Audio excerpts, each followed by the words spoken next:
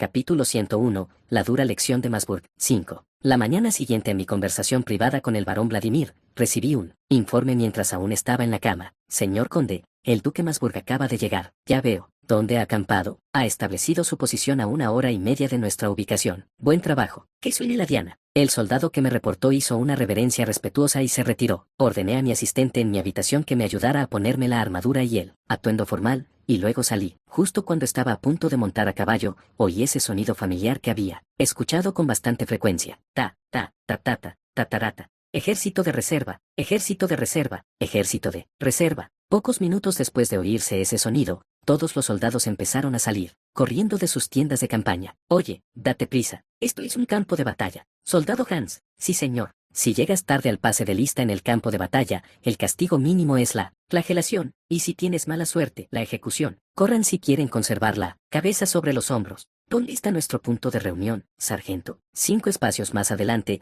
3 espacios a la izquierda, frente a la tienda del comandante de la compañía. Corran. A pesar de haberse despertado hacía poco y haber salido corriendo en estado de confusión, ni un solo soldado olvidó equiparse con su armadura y sus armas. Una unidad bien entrenada puede prepararse a la perfección incluso en situaciones inesperadas. Aunque esto pueda parecer tan simple como adelantar la hora de despertar. El hecho de que todos pudieran salir corriendo sin ningún problema en un instante. Estas acciones aparentemente triviales contienen el sudor y el esfuerzo de los soldados. Estas pequeñas diferencias conducirán a la victoria. Di órdenes a los mensajeros que estaban a mi lado. Comuniquen a todos los comandantes con rango de comandante de batallón o superior que todas las tropas deben reunirse en Randelplans, a 5 kilómetros de la puerta occidental del castillo de Rottlingen. Asterisco asterisco. Al llegar a Randelplans, todos mis soldados pudieron ver el campamento del duque Masburg. Ya fuera para alardear de su estatus o no, había exhibido prominentemente la bandera de la familia Dukel en el centro de su campamento, visible desde lejos, y las demás tiendas estaban dispuestas con mucha más pulcritud que las de otras casas. Un ejército ordinario podría sentirse intimidado por unas tiendas de campaña tan ordenadas. No me sentí intimidado,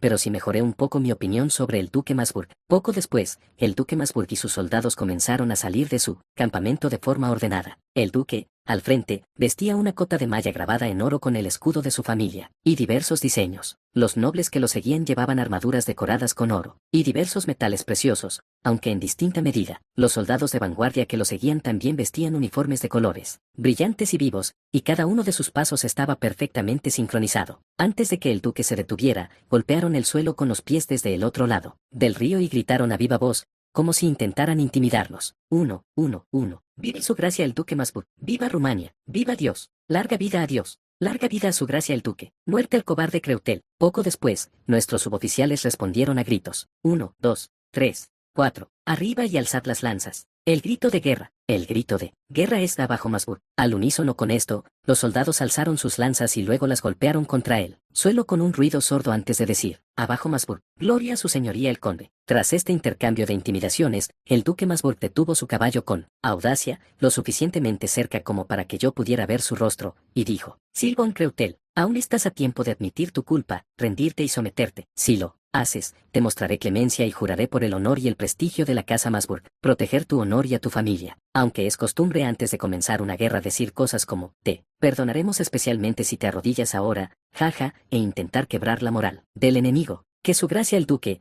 quien ya ha sido completamente despojado de sus posesiones en la región capital oriental por el ejército de nuestro territorio, nos diga tales cosas a nosotros que no hemos sufrido ningún daño. Su gracia el duque Masburg, si se arrepiente y se rinde ahora, nos abstendremos, especialmente de tomar ni un solo pedazo de tierra de su territorio en esta guerra. Así que arrepiéntete de tus pecados ahora y guía a tus soldados a la rendición. Su gracia no tiene ninguna posibilidad de victoria. Aunque haya dicho esto, incluso si aniquiláramos a todas las unidades enemigas, no tenemos ninguna intención de tomar ni un solo pedazo de territorio. Y nuestro duque, aparentemente enfadado por haber sido despojado de su territorio, desmontó, se quitó el casco y, con el rostro enrojecido, dijo, soy duque, ¿cómo te atreves a responder con tanta arrogancia? Un simple varón, osando oponeros a un noble príncipe elector, aunque provenimos de países diferentes, ¿acaso ignoras el orden social y la jerarquía establecidos por Dios? Deja de decir tonterías. ¿Acaso pasaste la noche anterior a la misa manoseando los pechos de las mujeres, te quedaste dormido y no escuchaste ni una sola palabra de las Escrituras? Dios dijo que las personas serán juzgadas por sus obras. Sin embargo, Intentas menospreciarme con tu estatus social en lugar de juzgarme por tus acciones. Di una palmada y presenté a un ciudadano que había sido capturado intentando escapar de la ciudad de Rottlingen y a un ejecutivo que había sido sorprendido planeando actividades de contrabando y delictivas en Puerto Azul. Entonces, les di un ligero toque en el hombro a ambos y susurré: si quieres vivir, confiésalo todo, entonces te dejaré ir. ¿Es eso cierto? Yo, Sylvain Creutel, juro por mi nombre que te dejaré ir. Tras un instante de vacilación, el ejecutivo habló primero. Recibí órdenes de su gracia el duque Masburg de secuestrar nobles en Puerto Azul y vender a mujeres y jóvenes nobles como esclaves. También intentaba infiltrarme gradualmente en la zona para arruinar el sustento del conde Creutel y de los ciudadanos, pero me vi atrapado en medio de todo. Entonces el ciudadano, como si ya todo estuviera perdido, estrujó su voz. Su gracia y los nobles que le son fieles seguidores. Rottlingen está al borde de la destrucción. Sir Russell, el capitán de la defensa, se concentra únicamente en proteger las puertas y las murallas, pues teme que el castillo sea tomado por siervos. Algunas nobles y jóvenes incluso han sido violadas por siervos que se han convertido en turbas. Por supuesto, esos individuos ya han sido ejecutados en el cadalso, pero si esto continúa, es peligroso. Por favor, derroten al enemigo. Si no me hubiera encontrado en una situación en la que necesitaba provocar al enemigo, este señor podría haberme causado un gran daño. Porque si un ciudadano sorprendido intentando escapar arriesgara directamente su vida para decir: la ciudad necesita vuestra ayuda ahora, entonces nobles y soldados se unirían en base a la justa causa de salvar una ciudad aislada. Los siervos unidos de esa manera pueden ser lo suficientemente poderosos como para derrotar a caballeros fuertemente armados. Sin embargo,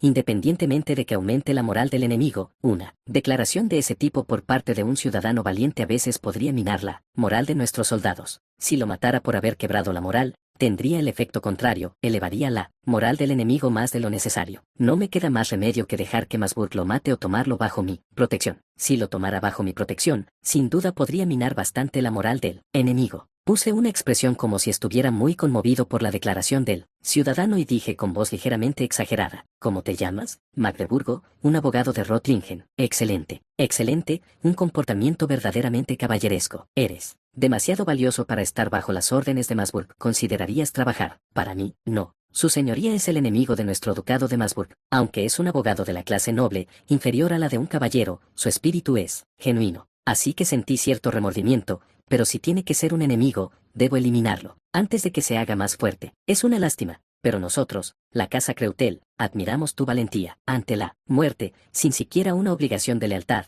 arriesgas tu vida para levantarla. Moral. Tráele a este hombre un buen caballo, 70 monedas de oro, una espada de primera calidad y una promesa por escrito. Poco después, mi asistente le entregó todos los artículos que le había mencionado. El hombre inclinó ligeramente la cabeza en señal de agradecimiento, luego montó a caballo y se dirigió hacia el duque Masburg. Aunque cabalga majestuosamente, ese amigo morirá porque lo confundirán con un espía que recibió un trato generoso y recompensas ante sus propios ojos. Porque si alguien ve que un enemigo recibe un trato generoso y es enviado de vuelta, pensará que es un espía que regresa por una recompensa aún mayor. Cuando el ciudadano y el ejecutivo regresaron junto a Masburg, Masburg gritó en voz alta: tú, Sylvain Creutel, aunque seas un canalla que mató a tu propio señor, ¿cómo puedes, siendo noble, proferir mentiras para engañar a la gente de tu territorio? Todo es cierto, su gracia. Basta de tonterías. Aunque sea el más bajo entre los príncipes electores, como jefe de la casa Masburg, que ha heredado el cargo de gran chambelán, ¿cómo podría yo cometer semejantes actos infames? ¿Un gran chambelán entrando en nuestro territorio para secuestrar nobles y señoritas? Su gracia, habría sido mejor que me hubiera enviado una casamentera, pues las mujeres de nuestro territorio son hermosas. Así, aunque no tan hermosa como ella, podría haberle enviado una belleza digna de su gracia. Claro que, en cuanto a una belleza digna de su gracia, no hay ninguna mujer lo suficientemente fea en nuestro territorio como para compararse con su gracia.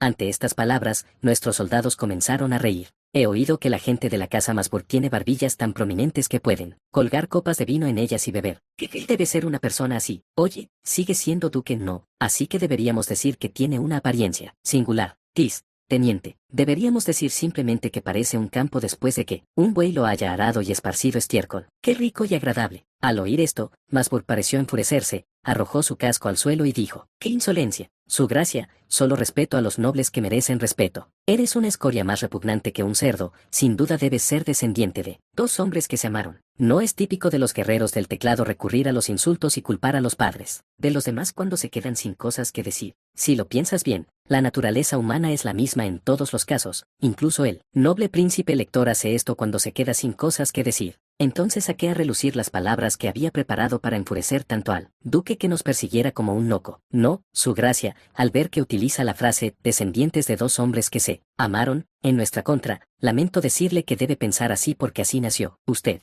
no se preocupe, todos nacimos con el amor de una madre y un padre. Y si realmente duda de nuestra sinceridad, entonces Dios ayudará a quien considere que tiene razón en el campo de batalla. Entonces, desde una distancia lo suficientemente cercana como para ver los ojos, la nariz y la boca del duque, moví mis dedos índice y medio y dije, además, hemos vivido con honestidad ante Dios. Por lo tanto, estamos firmemente convencidos de que podríamos vencer a tu gracia, que envía criminales a acosarnos, incluso si lucháramos con palos de madera. Así pues, nuestros caballeros desmontarán. Al menos deberíamos hacer eso por ti, para que se manifiesten las huellas de la obra de Dios, ¿no crees? Capítulo 102, la dura lección de Masburg. 6. Tras finalizar las negociaciones con el duque Masburg, partimos para librar la batalla decisiva contra él en las llanuras de Lotringen. Aunque nuestro punto de partida estaba a tan solo unos 2 kilómetros de nuestro campamento, caminar con la armadura de placas nos hacía sentir como si estuviéramos recorriendo decenas de kilómetros. En el camino, los soldados veteranos bromeaban con los nuevos reclutas, quienes se obligaban a reírse de chistes que normalmente no les harían gracia, todo ello para afrontar el miedo a la muerte y convencerse de que no morirían. Luego,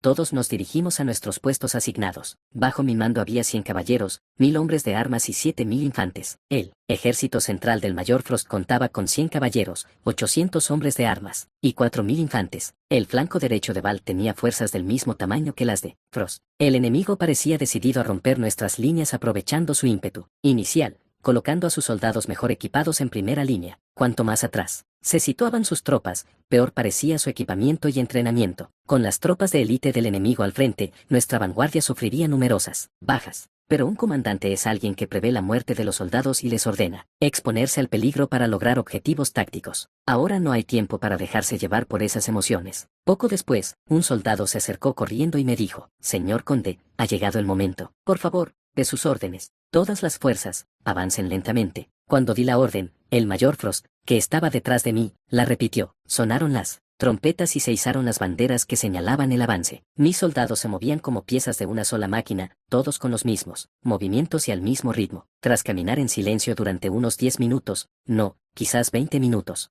aparecieron a la vista las banderas de la vanguardia enemiga. Una bandera con una oveja de pelo dorado y un conejo negro. La compañía mercenaria del Vellocino de Oro y quienquiera que sea el dueño de ese emblema del conejo negro, a juzgar por su estricta disciplina, esta no será una batalla fácil. Poco después, pude oír a los jefes de escuadrón gritar entre los soldados, «Ballesteros, adelante, lanceros, mantengan sus lanzas en ángulo para cubrirse la cara. Si les dan con una flecha en la cara, están muertos. Confía en la armadura que llevas puesta, la armadura que te otorgó el conde Creutel. Aunque una flecha te alcance de frente, no te atravesará. No morirás. Cualquiera que huya antes de que llegue el enemigo morirá aquí mismo, y venderé a vuestras familias como esclaves, sobre todo a vuestras hijas y esposas, las venderé a burdeles». Ante estas palabras, los lanceros inclinaron sus lanzas para protegerse el rostro, mientras que los ballesteros clavaron sus pebices en el suelo y apuntaron sus armas hacia el enemigo. Entonces Frost me miró y dijo con voz tensa, «Caballero, todas las unidades, abran fuego a discreción. Después, continúen disparando, según las órdenes del comandante de la compañía. Disparen a discreción y luego continúen disparando según las órdenes de los comandantes de compañía». Un minuto después de esas palabras, las flechas de nuestros soldados volaron hacia el enemigo. Miles de flechas volaban hacia el enemigo, pero no las vimos, estábamos demasiado ocupados protegiéndonos. Los soldados con lanzas largas doblaban ligeramente el brazo derecho para cubrirse el rostro. Los caballeros y hombres de armas usaban sus escudos, mientras que los ballesteros se agachaban tras sus pebices. «Ag, ag, madre». De vez en cuando se oían gritos entre los soldados, pero no había tiempo para prestar atención a esas cosas. Mi único trabajo consistía en desplegar adecuadamente las unidades de reserva para cubrir los huecos en la línea y estar en el mismo frente que los soldados. Tras una andanada de flechas, nuestros ballesteros dispararon primero contra el enemigo. Intercambiamos decenas de miles de flechas con el enemigo, y finalmente ambos bandos parecieron quedarse sin flechas cuando cesó la lluvia de proyectiles. En ese momento, los mercenarios del Vellocino de Oro que se encontraban en la vanguardia comenzaron a acercarse lentamente a nuestras fuerzas. Al mismo tiempo, soldados con bocas sucias comenzaron a provocar al enemigo tal como les había ordenado. «¿No vienes a salvar a tus padres en Lotringen? Por respeto al honor del conde Creutel, no saqueamos, asesinamos ni violamos, pero los siervos y alborotadores de dentro son diferentes. ¿Sabías que hace unos días ahorcaron a cientos de personas? No, pues ahora lo sabes, pero si no te das prisa, Se habrán ido todos para siempre. Vuestro noble duque y sus aristócratas tiemblan de miedo ante los siervos que se encuentran dentro del castillo. Tras estas provocaciones, el ejército con el emblema del conejo negro cargó repentinamente por delante de los mercenarios del vellocino de oro. Malditos sean. Mi madre está en Notringen. Mi primer amor, Emma, vive en Notringen. Se supone que me caso con ella, mañana o pasado mañana, y me escapé. ¿No tenéis madres y padres? El noble ejército con el emblema del conejo negro se acercó a nosotros en estado de hesitación. Sin embargo, a pesar de su entusiasmo y frenesí, mantuvieron un paso unificado, mientras cargaban, lo que demuestra la eficacia de su entrenamiento. Poco después, nuestra vanguardia chocó con la del enemigo. El enemigo se abalanzó sobre nosotros como si no temiera ser empalado por lanzas, ya fuera apartándolas con guanteletes de hierro o cargando con la determinación de matar al menos a uno de nuestros soldados, incluso a costa de sus propias vidas. Incluso observarlo desde la distancia era aterrador, imagínenselo mucho más aterrador que debe ser para los soldados que se enfrentan a tales adversarios. Sin embargo, nuestros soldados respondieron con una serenidad admirable, tras haber recibido entrenamiento que les advertía de que romper la formación contra tropas de élite que no temían a la muerte solo aumentaría sus posibilidades de morir, mantuvieron la formación incluso durante la retirada, y cada vez que alguien moría, la persona que venía detrás inmediatamente ocupaba el hueco para mantener la fila. Sin embargo, debido a que el enemigo estaba masacrando a nuestras tropas con una determinación desesperada, y a que yo había ordenado a nuestras fuerzas que los atrajeran, nuestra unidad comenzó a mostrar signos de una pequeña derrota por primera vez. Para atraer al enemigo lo máximo posible, di órdenes de continuar con esta apariencia de derrota gradual. Envíen un pelotón de reservistas al batallón Weiss y 2 pelotones al batallón Elmwood. No tenemos suficientes tropas. Si esto continúa, corremos el riesgo de una aniquilación total. Si quieres fingir que pierdes, tienes que estar dispuesto a llegar hasta ahí. Cualquier otro cuestionamiento será considerado insubordinación. Posteriormente, continué conservando las fuerzas de reserva durante la retirada, a pesar de la avalancha de peticiones de refuerzos. El enemigo finalmente llegó al puesto de mando provisional que yo había establecido, y los que estaban en la vanguardia se burlaron y gritaron. He oído que el ejército del conde Creutel era una mina de oro andante. Suministraban armaduras y armas de primera calidad incluso a los soldados rasos. Pero viendo que perdéis contra nosotros, no sois más que un ejército de cerdos ricos. Si me llevo solo 2 conjuntos de esta armadura, podría comprar un campo entero. No es una armadura de primera calidad, pero ¿no es este el nivel de armadura que usan los escuderos? Y si ganamos esta batalla, recibiremos una compensación enorme. Si todo sale bien, 1.000.000 de monedas de oro, al menos 10 monedas de oro llegarán a cada uno de nosotros. Vamos, necios. Desde la antigüedad, la guerra nunca sale según lo planeado. Están celebrando como si todo les fuera bien. Qué lástima, cegados por la perspectiva del saqueo. Normalmente, los veteranos ya habrían notado algo. Espera, esto es una trampa. Al verlos pensando en saquear incluso cuando nos estamos retirando de forma tan evidente, confío en que ganaremos esta batalla. Me pregunto si Balt y el barón Frost estarán bien. Le pregunté a Frost, Mayor Frost, ¿a qué distancia estamos de nuestro objetivo? ¿Y ha visto a los caballeros montados? Según el capitán de reconocimiento, los caballeros están realizando un amplio giro para atacar a nuestras fuerzas por la retaguardia. En unos 10 minutos más, alcanzaremos el objetivo. Por lo tanto,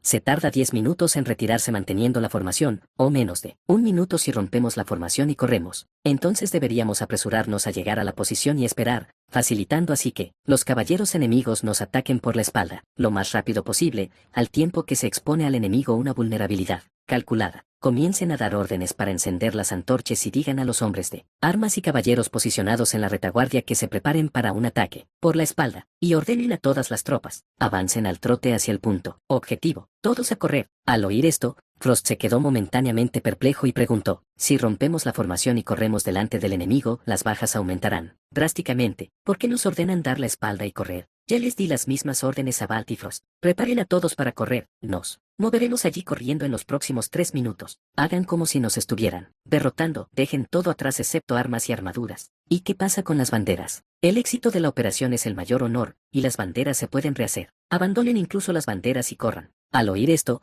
Frost pareció intuir que cualquier intento de persuasión adicional sería inútil. Suspiró y dijo, abanderados y trompeteros, den la señal de retirada número 1. Todos abandonen su equipo excepto armaduras y armas y retírense. Ante esta orden, los portaestandartes y los trompeteros indicaron la retirada a todos los soldados. Poco después, los soldados dejaron rápidamente los objetos innecesarios, como las banderas, y comenzaron a correr. Al ver esto, los soldados enemigos, sabiendo que incluso las banderas de compañía, batallón y regimiento manchadas les reportarían enormes beneficios si eran capturadas, comenzaron a recogerlas, rompiendo su formación. Los soldados Siervos que se habían quedado rezagados también empezaron a correr hacia nosotros, convencidos de que su vanguardia había ganado la batalla. En respuesta, nuestros soldados y comandantes subalternos comenzaron a correr, para salvar sus vidas mientras se quejaban. Corran, corran por sus vidas. Solo sus pies los salvarán. Maldita sea. Debería estar ganando méritos militares, pero aquí estoy, corriendo, yo, huyendo. ¿Por qué estoy haciendo simulacros de escape con armadura aquí cuando solo? ¿Deberíamos hacerlos en el entrenamiento? No lo sé, solo corre. Es una orden. Después de correr durante unos 2 minutos, agité mi lanza con el estandarte de la familia Creutel y dije, ¡alto todos! Media vuelta, lanzas niveladas y formen formación defensiva. Establecimos nuestra formación un poco más rápido de lo que el enemigo pudo reaccionar. Los soldados enemigos nos enfrentaban ahora en completo desorden, con siervos, mercenarios y tropas de élite mezclados entre sí. Capítulo 103. La dura lección de Masburg. 7. Cambio de rumbo, date la vuelta, alabardas al frente, piqueros, retrocedan 5 pasos y bajen sus picas. Maldita sea, un cambio de rumbo, ¿nos ordenan dar la vuelta en esta situación? A pesar de sus quejas, los soldados obedecieron rápidamente mis órdenes y se pusieron en formación defensiva. Una vez establecida la formación, los soldados enemigos comenzaron a entrar en pánico. Oye, ¿no se estaban retirando? ¿Por qué se dieron la vuelta de repente? Oye, ¿no deberíamos volver? Es demasiado tarde. Los comandantes enemigos de menor rango, ataviados con armadura, comenzaron a gritar a sus soldados, que estaban desconcertados. Alto, deténganse y formen filas. Si no formáis filas, moriréis todos aquí. Formación, formen una línea defensiva. Su rápida respuesta a nuestra formación fue buena, pero aquellos que habían estado persiguiendo al frente ya estaban siendo masacrados por nuestros soldados en la primera y segunda fila de nuestra línea defensiva. Incluso las tropas de élite, altamente capacitadas, intentaron responder a la situación, pero fueron empaladas por lanzas o aplastadas por los campesinos que las atacaban por la retaguardia. Las tropas irregulares, formadas por siervos, se estrellaron contra el muro que nuestros soldados habían formado, como huevos, arrojados contra una pared. Aprovechando este impulso, di órdenes de aniquilar al enemigo. Todas las unidades avanzan lentamente, mantengan la formación defensiva y avancen gradualmente, manténganse al paso de los soldados que tienen al lado. Al darse la orden, los soldados avanzaron hacia el enemigo como una montaña que se mueve silenciosa y muy lentamente. Como resultado, las unidades mercenarias y las tropas de élite mantuvieron su formación y contraatacaron, pero comenzaron a aparecer huecos en la línea defensiva, donde se ubicaban siervos sin experiencia. Ahora, entrad por las brechas del enemigo, atraviesen las brechas y eliminen a sus comandantes. Ascensos y recompensas. Esperen a quienes eliminen a los comandantes. Todas las unidades cobran por el avance. Con solo presionar así, aseguraría la victoria en la batalla del flanco izquierdo que yo estaba al mando. Sin embargo, si eso ocurriera, el enemigo se reagruparía por cualquier medio necesario y se retiraría a otro lugar. Entonces podríamos tener que emprender una agotadora guerra de asedio para capturar los castillos de los barones, el conde y el duque. En el peor de los casos, podrían llegar refuerzos para salvar a la casa de Masburg. Por supuesto, el Consejo Imperial se opondría, por lo que no se produciría la catástrofe de que el emperador liderara personalmente un ejército de 100.000 hombres, pero el vecino príncipe elector de Lance podría acudir en su ayuda con decenas de miles de soldados. Si eso ocurriera, por mucho que nuestro poder de combate individual fuera superior al del enemigo, como dice el refrán,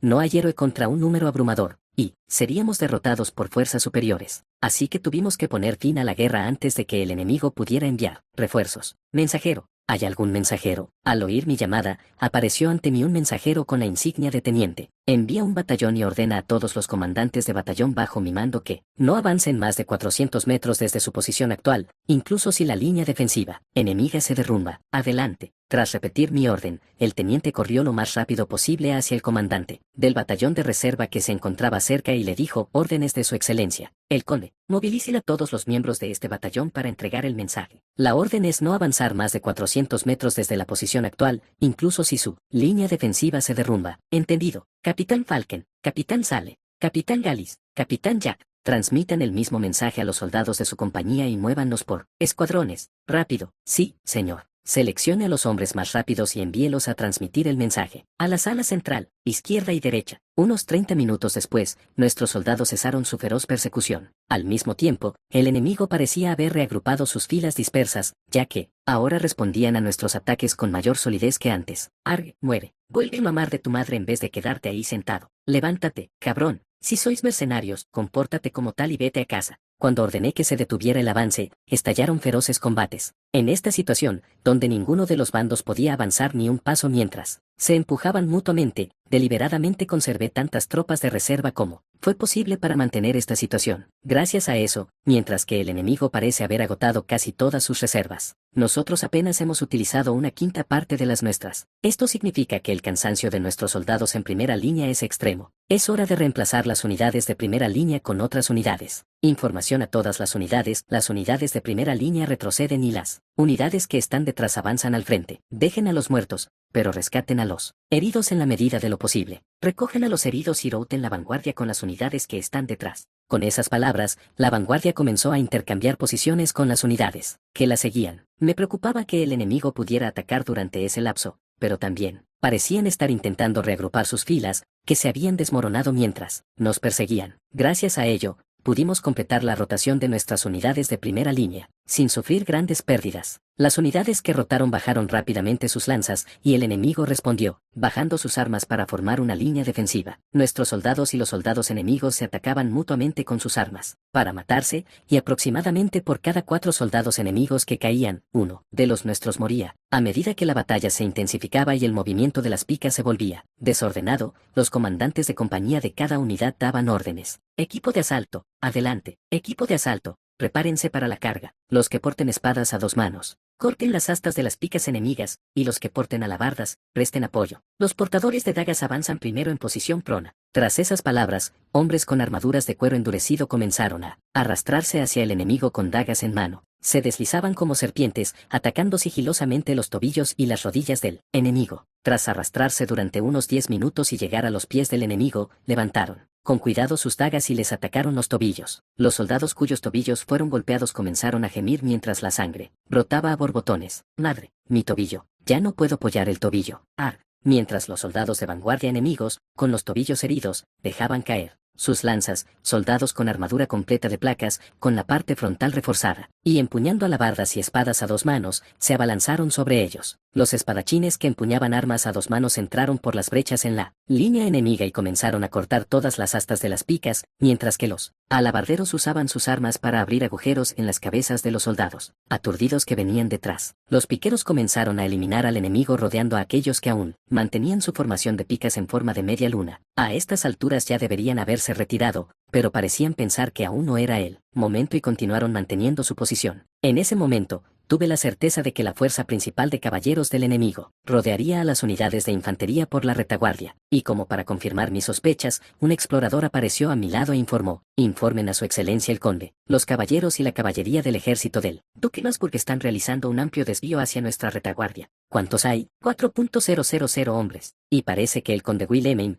canciller de la casa Masburg, está al frente de la vanguardia. ¿Cuánto falta para que llegue el enemigo? Creo que las fuerzas enemigas serán visibles en unos 20 minutos. Muy bien, puede irse. El explorador regresó para continuar con sus deberes. Veamos, Masburg ha movilizado aproximadamente entre 40.000 y 50.000 soldados. 4.000 caballeros significa que, en esencia, está utilizando todos los recursos de caballería disponibles para intentar matarme. Normalmente, en este punto, con la retaguardia expuesta, ya habría ordenado la retirada y admitido la derrota, pero para esta operación en particular, era necesario exponer nuestras espaldas al enemigo. Como todo iba según lo planeado, le di la orden al mensajero. Dile al coronel Birmen, que está al mando de los caballeros en la retaguardia, que ordene a las reservas que tomen sus estandartes y armas. Diles que vayan a someter a los caballeros desorientados. ***. Coronel Birmen, ¿cuándo nos tocará a nosotros? Aunque seamos la retaguardia, ¿no está la batalla prácticamente terminada ya? Yo, Birmen, pienso lo mismo, pero las órdenes de su excelencia eran no moverse, bajo ninguna circunstancia hasta recibir nuevas instrucciones. Por lo tanto, aunque quiero mudarme ahora, no puedo. Coronel Birmen, nuestros soldados están muriendo en el frente y no hay ningún ataque por la retaguardia. Por favor, pídale a su excelencia el conde que permita que, al menos un tercio, no, un cuarto de nosotros vayamos a apoyarlos. Mayor Miller, cálmese. Su excelencia nos ordenó no ir a apoyar a los soldados a menos que todo el ejército esté siendo repelido. Desobedecer esto sería una violación de la ley militar. Coronel, esperen un poquito más, solo un poquito más. Aunque no me crean a mí, crean en su excelencia, quien ha ganado todas las batallas hasta ahora. Al oír esto, el mayor Miller, a regañadientes, se mordió el labio y dijo: sí, señor. Mientras el mayor Miller volvía a su puesto, acaricié las bombas incendiarias llenas de aceite que su excelencia nos había entregado. Su excelencia entregó estos objetos a los caballeros y dijo: honorables caballeros de Creutel, confíen en mí, mantengan su posición hasta el final y luego concentren todas sus fuerzas en el momento decisivo. Pero desde su perspectiva, deben estar ansiosos, porque incluso sus propios hijos luchan junto a la infantería, derramando sangre, juntos, especialmente para aquellos como Miller, que envió a todos sus hijos, excepto al mayor, a alistarse como infantes en lugar de caballeros, diciendo que sería mejor para su ascenso, independientemente de si había nacido de su esposa o de concubinas. Tras esperar unos 30 minutos, finalmente llegó el mensajero que estábamos esperando. Coronel Birmen, órdenes de su excelencia el conde. Ha llegado finalmente el momento de que las reservas entren en acción. Su excelencia el conde ha ordenado, tomad vuestros estandartes y armas y someted a los caballeros que os persiguen por la retaguardia. La predicción de su excelencia fue correcta. Masburg debió haber enviado caballeros para revertir la desventaja en la batalla de infantería. Por fin nos toca actuar. Levanté la mano para detener al mensajero y coloqué una moneda de oro en su mano. Este es el pago por traernos noticias de que podemos alcanzar méritos militares. Transmítaselo a su excelencia el conde. Sí, señor. Me puse el casco que llevaba al costado, desenvainé mi espada y dije, estas son las órdenes de su excelencia. Pronto, los caballeros enemigos atacarán la retaguardia de nuestro ejército. Es hora de mostrar el poderío de su excelencia a esas inmundas criaturas que solo atacan por la espalda. Todas las unidades, reúnan su equipo y diríjanse a sus posiciones designadas. ¡Hurra! ¡Alabado sea Dios! ¡Larga vida al Imperio Elin! ¡Larga vida a su excelencia! Creutel, yo también quiero ser teniente coronel. Vamos a por ellos. Cuando llegamos a nuestras posiciones designadas, un hombre que estaba atento a lo que oía dijo, se acercan caballeros enemigos. No puedo decir el número exacto, porque están lejos, pero aproximadamente miles de caballeros están cargando contra nosotros. Al oír esto, dos emociones contradictorias me invadieron. Una de ellas era la ansiedad y el miedo a tener que enfrentarnos a pie a hombres a caballo, y la otra era la gratitud hacia su excelencia por habernos confiado una tarea tan difícil. Sentir gratitud y miedo simultáneamente a mis 50 años de vida, vivir realmente trae consigo todo tipo de experiencias extrañas. Quizás debería retirarme y ceder mi título a mi hijo mayor, para luego entrar al servicio de su excelencia el vizconde. Si me uno al servicio de su excelencia, ya no tendré que participar en campañas como esta, pero ocasionalmente podría ir a pescar o a cazar con su excelencia. Tras reflexionar brevemente sobre ello, di instrucciones a los caballeros. Todas las unidades, caballeros en la primera línea, coloquen pebices frente a ustedes. Soldados en la segunda, tercera y cuarta fila, prepárense para lanzar bombas incendiarias simultáneamente. Siguiendo mis instrucciones, los caballeros clavaron sus escudos en el suelo y se prepararon para lanzar las bombas incendiarias. Poco después, aparecieron los caballeros enemigos con el estruendo de los cascos al galope. Haciendo un cálculo aproximado, había alrededor de 4.000 personas, una cifra abrumadora para enfrentar a pie. Quizás por eso estaban silbando y charlando. Esos bastardos son caballeros, pero se han desmontado. Cada una de esas vale entre 30 y 40 monedas de oro. Nos hemos sacado el premio, gordo. Todas las unidades, aumenten la velocidad. Tras esas palabras, los caballeros enemigos comenzaron a acercarse a nosotros a mayor velocidad.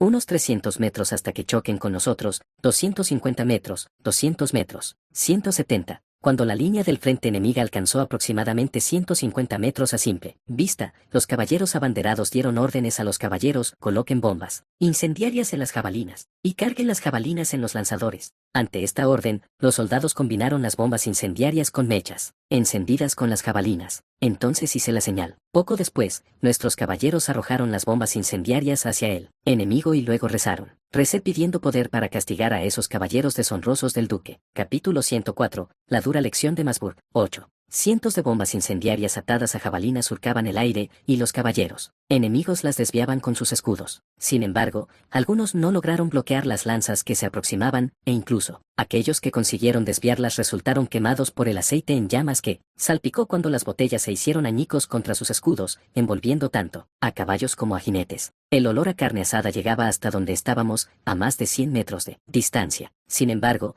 pocos fueron los que sufrieron tales heridas, y la mayoría de los caballeros cargaron hacia adelante con gritos de desprecio, tal como lo harían al atravesar una lluvia de flechas. ¡Qué patético! ¿Acaso creen que esto será suficiente para detenernos? Mírenlos. Qué inseguros deben sentirse estos supuestos caballeros con sus escudos de armas, luchando contra nosotros a pie. Señor conde, ganaremos esta guerra. Si se apodera del territorio del bastardo de Creutel, por favor, dele a este varón una pequeña porción. Hablaremos de eso después de aplastar al enemigo. El enemigo es Sylvain Creutel, un hombre al que nunca debemos subestimar. continuamos lanzando jabalinas con bombas incendiarias contra el enemigo, y en cada ocasión, los caballeros enemigos bloqueaban las jabalinas con sus escudos. Cada vez que una jabalina daba en el blanco, varios caballeros caían de sus caballos, aterrorizados y en llamas, y morían. Al mismo tiempo, una enorme cantidad de aceite en llamas salpicó bajo sus pies, pero los caballos, altamente entrenados, siguieron avanzando como si las llamas no les preocuparan en absoluto. Cuando el enemigo se acercó a menos de 30 metros, ordené a nuestros caballeros: sujetad las cinturas de los caballeros que portan escudos. Preparaos para el impacto. Siguiendo mis órdenes, mis caballeros apoyaron a los que portaban escudos en la primera línea. Entonces, con un estruendo atronador, una columna de humo negro con el olor acre de cadáveres en descomposición se dirigió hacia nosotros. Los caballos de los caballeros enemigos, al otro lado,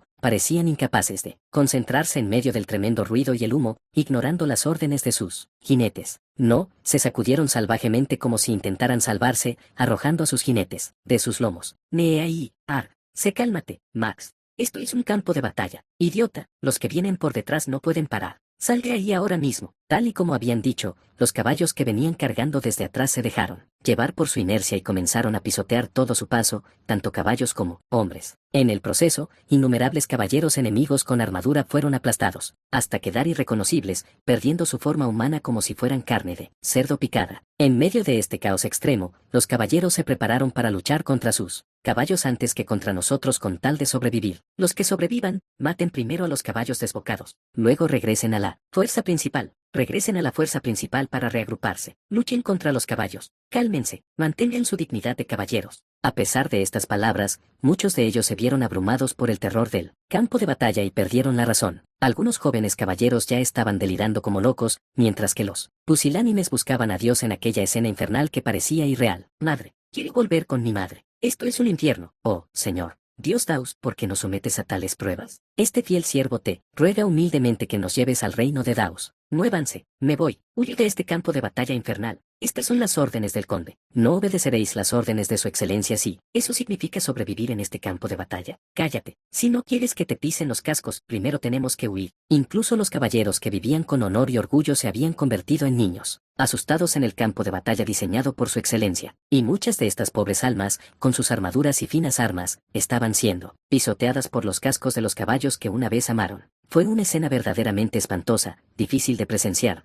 pero estaban pagando el precio que merecían. Exterminad a esos cerdos deshonrosos de Masburg. Si cruzan nuestras fronteras, con vida asolarán a nuestros hermanos, a nuestras familias y a vuestras amantes. Caballeros honorables, aniquiladlos. Al caer mi orden, se izó la bandera con mi símbolo y miles de caballeros comenzaron a cargar en respuesta. A pesar de que nuestra formación avanzaba para aplastar al enemigo, solo una pequeña fracción de ellos logró formar filas contra nosotros. Porque, caballo, Max, cálmate, soy tu amo, mi brazo, mi pierna. Corran, debemos correr, esto es un infierno. Aquellos que luchaban contra caballos desbocados en medio del humo acre y con visibilidad limitada ya no eran rival para nosotros. Formen filas, todos, alabardas al frente, aniquilen al enemigo. Sí, tras esa orden, mis caballeros y yo cargamos contra el enemigo. Larga vida al señor Creutel, larga vida al conde. Concederemos paz y descanso a aquellos que tienen señores vergonzosos. Oh, mi señora, Susan, me ganaré el honor por usted. Justo al frente, golpeé el casco del caballero que tenía delante con la parte del martillo de mi alabarda. El que recibió el disparo en la cabeza soltó inmediatamente su arma. Aprovechando la oportunidad, le clavé profundamente la daga en el cuello, en mi costado izquierdo, y la sangre hirviendo brotó a borbotones, empapándome la mano. Le cortaré la cabeza a su señoría. Al oír esas palabras, levanté la vista y vi a un novato blandiendo un hache contra mí. Desvié el lateral del hache con mi guantelete para cambiar su trayectoria, mientras que simultáneamente contraatacaba golpeando su casco con mi guante derecho. Tras recibir un golpe en la cara, el hombre que tenía delante empezó a tambalearse, y en ese momento le di una patada en la barbilla con el pie derecho, lo que provocó que su cuello se echara hacia atrás con un golpe seco. Dirigiéndome al hombre muerto, dije con una sonrisa: ni hablar, chico. Tras decir eso, miré a mi alrededor y vi a mis caballeros utilizando su superioridad numérica contra el enemigo. Señor Max, ataque por la derecha. Señor Brandon, no se preocupe y ataque el flanco izquierdo. Señor Sane, ese del medio es duro. Entremos con 3 hombres. A continuación, me enfrenté a unos idiotas que ni siquiera sabían formar filas y que peleaban con sus caballos. Tras haberse agotado luchando contra sus caballos, estos necios fueron increíblemente fáciles de capturar. Simplemente les lanzamos cuerdas a los que se habían desplomado por el cansancio, y los capturamos. De este modo, en aproximadamente una hora, logramos unos resultados militares extraordinarios con una facilidad asombrosa. Asterisco asterisco. Informando al conde Creutel, el coronel Birmen informa que se enfrentó a 4.000 caballeros enemigos, mató a 1.000 y capturó a otros 1.000 como prisioneros. Bien hecho. ¿Algún otro informe? El conde William me escapó en el momento justo, pero capturamos a 2 de sus varones subordinados. Bien hecho. Ordene al coronel Birmen que se prepare para la persecución. Dígale que se mueva lo más rápido posible a caballo. Sí, su excelencia. Incluso si ocurriera un milagro y el bastardo de Masburg ganara esta guerra, ya no podría mantener su posición como príncipe elector después de haber perdido tantos caballeros. Porque todos los caballeros y señores de Rumania son nominalmente caballeros del emperador, y si se le considerara responsable de la muerte de 1.000 de ellos, podría conservar su título ducal de alguna manera gracias a sus méritos por la victoria, pero perdería su puesto como gran chambelán, que simboliza al príncipe elector. Además, era probable que en esos territorios estallaran rebeliones de plebeyos y nobles caídos en desgracia, incapaces de hacer frente al repentino vacío de poder. Ahora he cumplido con todas las condiciones necesarias para ganar esta guerra. Lo único que me queda por hacer es derrotar al enemigo, preservando la mayor cantidad de vidas posible. Mayor Frost, dirija a la guardia y marche. Asegúrese de decirle al subteniente Mark que esta es su oportunidad para ascender a teniente. A mis palabras en tono de broma, Frost respondió seriamente: sí, entendido. Atención a todos los miembros del batallón se dirigirán ahora al frente con su excelencia. Abanderados, alcen las banderas, banderas arriba, entradamos. Acto seguido, conduje a las tropas desde la fuerza principal hacia las líneas del frente, recibiendo vítores entusiastas de los soldados mientras caminaba. El conde Creutel ha llegado, hemos ganado. Larga vida al conde Creutel, que suenen las trompetas. El conde avanza, quebranten la moral del enemigo. A lo largo del camino que recorría, magníficos sonidos de trompeta acompañaban mis pasos. Tras caminar unos 20 minutos para llegar al frente, los soldados enemigos me vieron y palidecieron mientras decían: es la parca blanca de Creutel, maldita sea, mercenarios del vellocino de oro.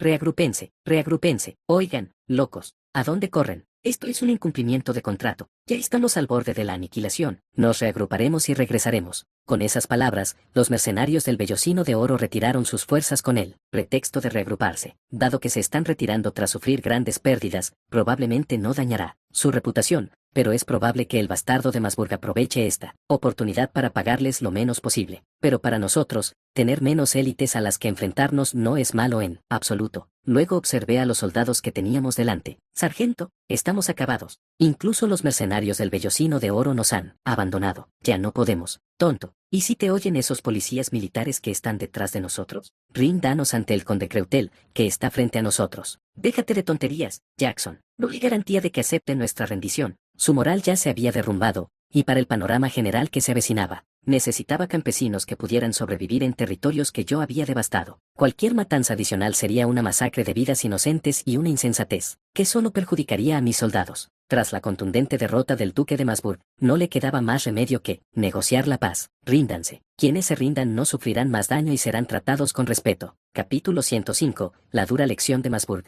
9. Cuando sugerí la rendición, todos los soldados enemigos bajaron sus herramientas, agrícolas, jorques, asadas y lanzas rudimentarias y se arrodillaron. Entonces nuestros soldados sacaron cuerdas para atarlos. En los casos en que no adquirimos territorio, incluso los siervos que participaron en la guerra son vendidos como esclavos para cubrir los gastos de la guerra. Si lo hiciéramos, podríamos ganar decenas de miles de monedas de oro vendiendo a estos siervos, pero eso interferiría con mis objetivos. Para agotar poco a poco los recursos de Masburg, necesito proteger a muchos siervos arruinados, lo que irá minando gradualmente su poder económico. Además, si vendemos a los siervos de la familia Masburg como esclavos, esto podría convertirse en una justificación para iniciar otra guerra o, como la expedición del norte de Joseon, proporcionar una buena causa para unir a siervos y nobles contra Creutel. Además, en futuros conflictos, si establecemos que los soldados derrotados no serán vendidos como esclavos, será más fácil para los soldados de otros territorios rendirse, sabiendo que simplemente regresarán a casa. Por lo tanto,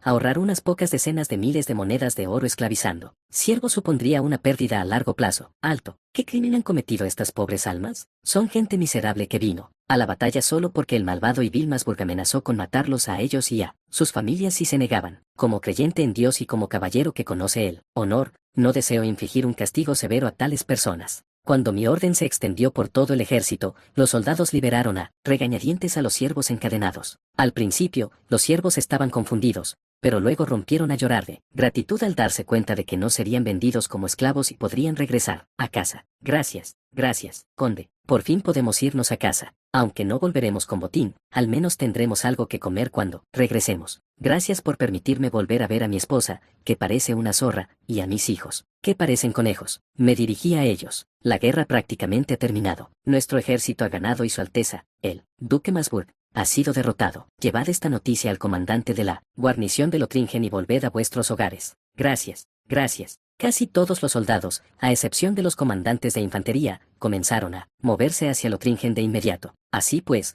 ordenamos a las tropas derrotadas que se dirigieran a Lotringen, y todas ellas expresaron su gratitud por haberles perdonado la vida antes de partir. Tras aproximadamente 1 o 2 horas de movilizar y dispersar a los siervos derrotados, finalmente llegamos al campamento principal donde nos esperaba el Duque Masburg. El Duque Masburg, con su barbilla puntiaguda parecida a un cucharón, se había quitado la armadura chapada en oro e intentó saludarme con una compostura forzada. Enhorabuena por su victoria, conde Sylvain Creutel. Parece que Dios se ha puesto de su lado entre nosotros. En mi vida pasada, cuando jugaba a videojuegos como League of Legends, habría respondido con un comportamiento tóxico a alguien que hablara así, pero por desgracia, hacerlo aquí me valdría la etiqueta de escoria humana para siempre en toda Europa. Verdaderamente lamentable. Entonces hice una reverencia de unos 30 grados ante el Duque Masburg, que tenía un rango superior al mío, y dije, como caballero, doy gracias a Dios por el honor de batirme en duelo con un caballero tan excelente como Su Alteza. Ya veo. ¿Ya has comido? Resultaba bastante lamentable verlo intentar mantener las costumbres del campo de batalla incluso en esta situación, pero como he ganado,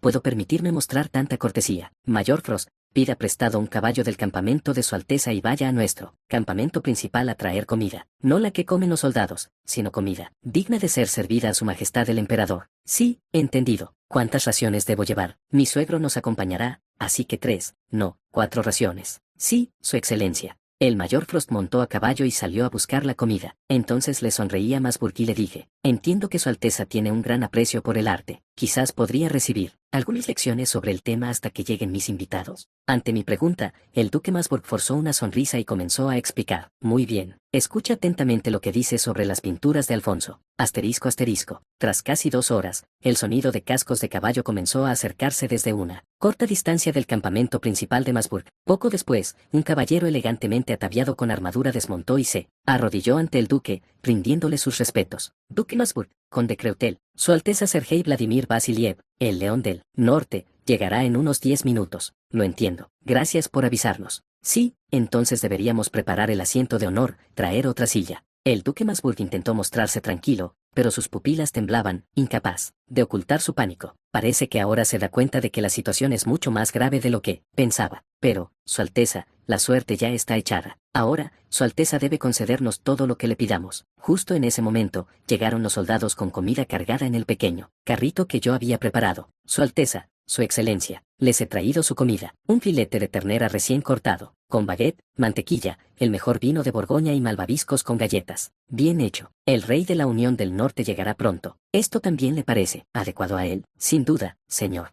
Poco después, el barón Vladimir entró en la tienda, se arrodilló y anunció: Su Alteza Sergei Vladimir Vasiliev ha llegado. Gracias. Tras unos 5 minutos, se pudo oír el sonido de trompetas y tambores de una banda militar con elaborados uniformes, seguido de la proclamación del heraldo. Su Majestad Sergei Vladimir Vasiliev, el León Dorado del Norte, justo, virtuoso y honorable, ha llegado. Recíbanlo con el debido respeto. Al oír estas palabras, el Duque Masburg y yo nos levantamos de nuestros asientos, nos arrodillamos sobre una rodilla y presentamos nuestros respetos. Un instante después, el Emperador del Norte me dio una palmadita en el hombro y dijo con voz alegre: Mi querido yerno, ¿cómo has estado? Ha pasado casi un año. Tras dirigir una breve mirada al Duque Masburg, respondí respetuosamente: Por la gracia de Dios, pude protegerme en esta guerra y lograr una modesta victoria. Ya veo. Oí que tenías problemas por culpa del Duque Masburg. Dios lo había preparado todo. Estaba a punto de negociar el fin de la guerra, y con la llegada de Su Majestad, siento que he ganado un ejército de 100.000 hombres. Ja, ja, un ejército de 100.000. Yo solo he traído 10.000 hombres como mucho. Con Su Majestad presente, nuestros soldados emplearán 10 veces su fuerza, es decir, serán como 100.000.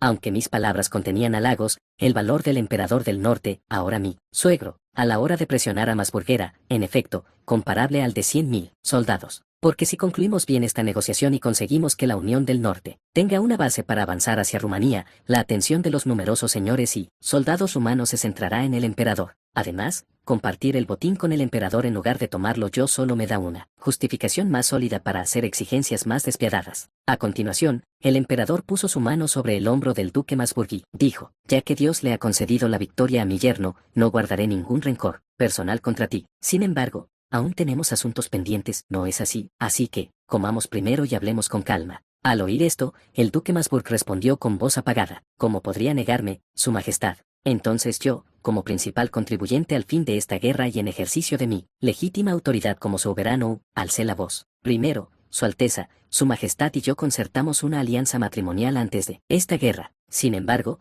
debido a circunstancias en el norte, hubo algunas dificultades para enviarme a la princesa, por lo que el anuncio del matrimonio se retrasó. No obstante, es innegable que concertamos una alianza. Por lo tanto, le informo que la intervención de Su Majestad para ayudar a su yerno no supone ningún problema. Ante estas palabras, el duque apretó los dientes y respondió, entiendo. Y en esta guerra, gané el juicio ante Dios contra Su Alteza, y ya había presentado pruebas claras de que nobles de Puerto Azul fueron secuestrados bajo la dirección de la familia Masburg. Su sello también figuraba en ellas. ¿Está de acuerdo con esto? Admito que perdí esta guerra, pero como elector de la Santa Rumanía, no cometí actos tan deshonrosos. ¿Y acaso no es muy común que los villanos falsifiquen escudos nobiliarios y se hagan pasar por besalos cuando cometen crímenes? Es como si alguien, sentado en su propia inmundicia, negara haber defecado, pero lo que dice Duque Masburg no está del todo equivocado, porque, en efecto, es común que individuos descarados falsifiquen escudos de armas, de familias nobles para conseguir seguidores. Incluso entre los nobles, aunque finjan desconocerlo, mantienen a uno o dos escribas, que pueden falsificar hábilmente escudos de armas para sembrar la discordia entre sus oponentes en caso de emergencia. En nuestra familia, el inspector Wells desempeña este papel. La conclusión es que este nivel de pruebas no es suficiente para responsabilizar a Duque Masburg por el crimen. Quizás por ello, el rostro del duque Masburg se iluminó ligeramente, pensando que podría aprovechar mi intento de atribuirle estas acusaciones para obtener una posición más ventajosa en las negociaciones de posguerra y minimizar sus pérdidas. Conde Creutel, permítame decirle, como señor del ducado de Masburg, elector y, como alguien que ha vivido más que usted, que Dios nos ordenó no calumniar a otros, pues nosotros mismos pagaremos las consecuencias de tales calumnias. Sin embargo, ya había previsto esta situación y preparado una solución adecuada. Poco después, se abrió la puerta de la tienda y entró un noble con un atuendo espléndido que nos saludó. Saludos, Majestad de la Unión del Norte, Alteza el Gran Chambelán y Conde Creutel. Soy el Conde Peter von Souturg, ministro de la Oficina de Heráldica de Su Majestad el Emperador de Rumania. Finalmente, ha llegado la persona que estaba esperando, una figura poderosa que destrozará la lógica impuesta por Masburg. Conde Souturg, por favor, tome este asiento vacío. Gracias por venir. En absoluto, conde. Aunque seamos nobles de distintos países, cuando se comete un delito que involucre el escudo del gran chambelán que representa a Rumania, debemos venir a juzgar. ¿Dónde están esos documentos? Al ver esto, el duque se frotó los ojos con fuerza, como si no pudiera creer lo que estaba viendo. Se puso de pie, señaló al ministro de Heráldica y dijo, ¿cómo se atreve usted, como honorable ministro de Heráldica, a dejarse influenciar por un simple conde de Elin? ¿Acaso no es esto como una rata que roe el honor de Su Majestad el Emperador? Por favor, tenga cuidado con sus palabras, Su Alteza. No se trata de un escudo de armas cualquiera, sino del elector Masburg, lo cual atañe al prestigio de Su Majestad el Emperador. Pero, ¿o acaso, como sugirió el conde Creutel, el elector imperial llegó a rebajarse tanto como para enviar ratas a secuestrar damas nobles y venderlas? Seguro que no, ¿verdad? No se preocupe y espere. Pronto será el conde quien pase vergüenza, no Su Alteza. Aunque el ministro de Heráldica parecía estar del lado del duque, en su rostro se reflejaba una sonrisa llena de la intención de despojar a alguien de todo. Tras haber visto mi testimonio y todas las pruebas circunstanciales que coinciden, debe estar pensando que esta es una oportunidad para debilitar al oponente político del emperador. Qué bonito que mis intereses coincidan con los del ministro. A continuación, presenté al ministro el documento que ordenaba la comisión del delito, sellado con el sello del duque. El ministro se puso un monóculo y, tras examinar el sello durante más de una hora, se sonrojó y le dijo al duque, Alteza, ¿cómo pudo usted pisotear el honor de la nobleza, el honor de un elector? No, ministro, ¿qué está diciendo? Seguramente un elector no falsificaría un sello para incriminar a mi yerno, que acaba de obtener el título de conde. Simplemente, no puedo creerlo. Majestad, yo tampoco quiero creerlo, pero por mi honor, no, por el honor y el nombre de su majestad el emperador como ministro de heráldica, juro que este es verdaderamente el sello de su alteza. Ante estas palabras, el duque se aclaró la garganta con incredulidad y dijo, ¿qué dices, conde? Para insultar mi honor de esta manera, te reto a un duelo. El ministro interrumpió al duque y dijo, soy el ministro de heráldica, encargado de supervisar los sellos en nombre de su majestad el emperador. Por lo tanto, dudar de mí equivale a manifestar una actitud rebelde al rechazar la orden imperial. Entiendo. A continuación, el ministro sacó de su bolsillo un sello de oro puro, mostró su parte inferior y dijo, los sellos o timbres de todos los electores de Rumania son otorgados por su majestad, el emperador, y, por precaución, se fabrican sellos tanto positivos como negativos. El sello que posee su alteza es el positivo, que simboliza su escudo de armas, y el sello que sostiene su majestad el emperador es el negativo, que puede cubrir y anular por completo el efecto de dicho escudo. Acto seguido, el ministro mojó su sello en tinta y lo estampó directamente sobre el sello del duque. En el lugar donde estaba estampado el sello, el águila que portaba la presa, símbolo del duque, desapareció, dejando solo un cuadrado rojo sólido sin huecos. Y cuando un sello se estampa de esta manera y produce un cuadrado sin espacios vacíos, demuestra que el escudo estampado allí era, en efecto, el sello de su alteza. ¿Y qué ocurre si su alteza lo niega y afirma que es falso, conde ministro? Ante esto, el ministro sonrió y dijo, seguramente eso no sucederá, pero si ocurriera, o bien sería despojado de su título de elector por perder el sello, un símbolo de autoridad otorgado por su majestad el emperador, o bien sería acusado de traición por mostrar deslealtad a su majestad. Bueno, llegado este punto, a su alteza solo le queda una opción: admitir su culpabilidad y aceptar el castigo, o en el peor de los casos, enfrentarse a la represión del emperador de Rumania. Incliné la cabeza ante el ministro en señal de gratitud y dije, gracias, ministro de heráldica. Ahora bien, su alteza, ¿cómo piensa expiar el crimen de enviar criminales a nuestro territorio para secuestrar damas nobles y venderlas como esclaves sexuales, y qué precio cree que debería pagar por su derrota en esta guerra? Capítulo 106, la dura lección de Masburg. 10. En cuanto terminé de hablar, la atención del ministro de heráldica y del rey de la Unión del Norte se centró en el duque. Tras un instante, el duque dejó escapar un profundo suspiro y dijo, ministro de heráldica, primero dígale a su majestad el emperador que le pido disculpas por deshonrar mi posición como príncipe elector al usar engaños para derrotar a alguien que podría convertirse en el mayor enemigo del imperio en el futuro. Transmitiré tu mensaje. ¿Y conde Creutel qué piensa hacer con Lotringen? No tengo ningún interés en Lotringen. Naturalmente, te lo devolveré. Ya veo. Gracias. Estas son las condiciones que propongo. Como compensación por mis acciones deshonrosas como noble, el coste de la guerra y el rescate, cederé toda la región oriental de Lotringen. Al oír esas palabras, todos abrieron los ojos de par en par, sorprendidos. La región oriental de Lotringen comprendía una ciudad libre con más de 20.000 habitantes y dos ciudades más pequeñas, con una población total que alcanzaba las 200.000 personas. Además, el río Main, de considerable anchura,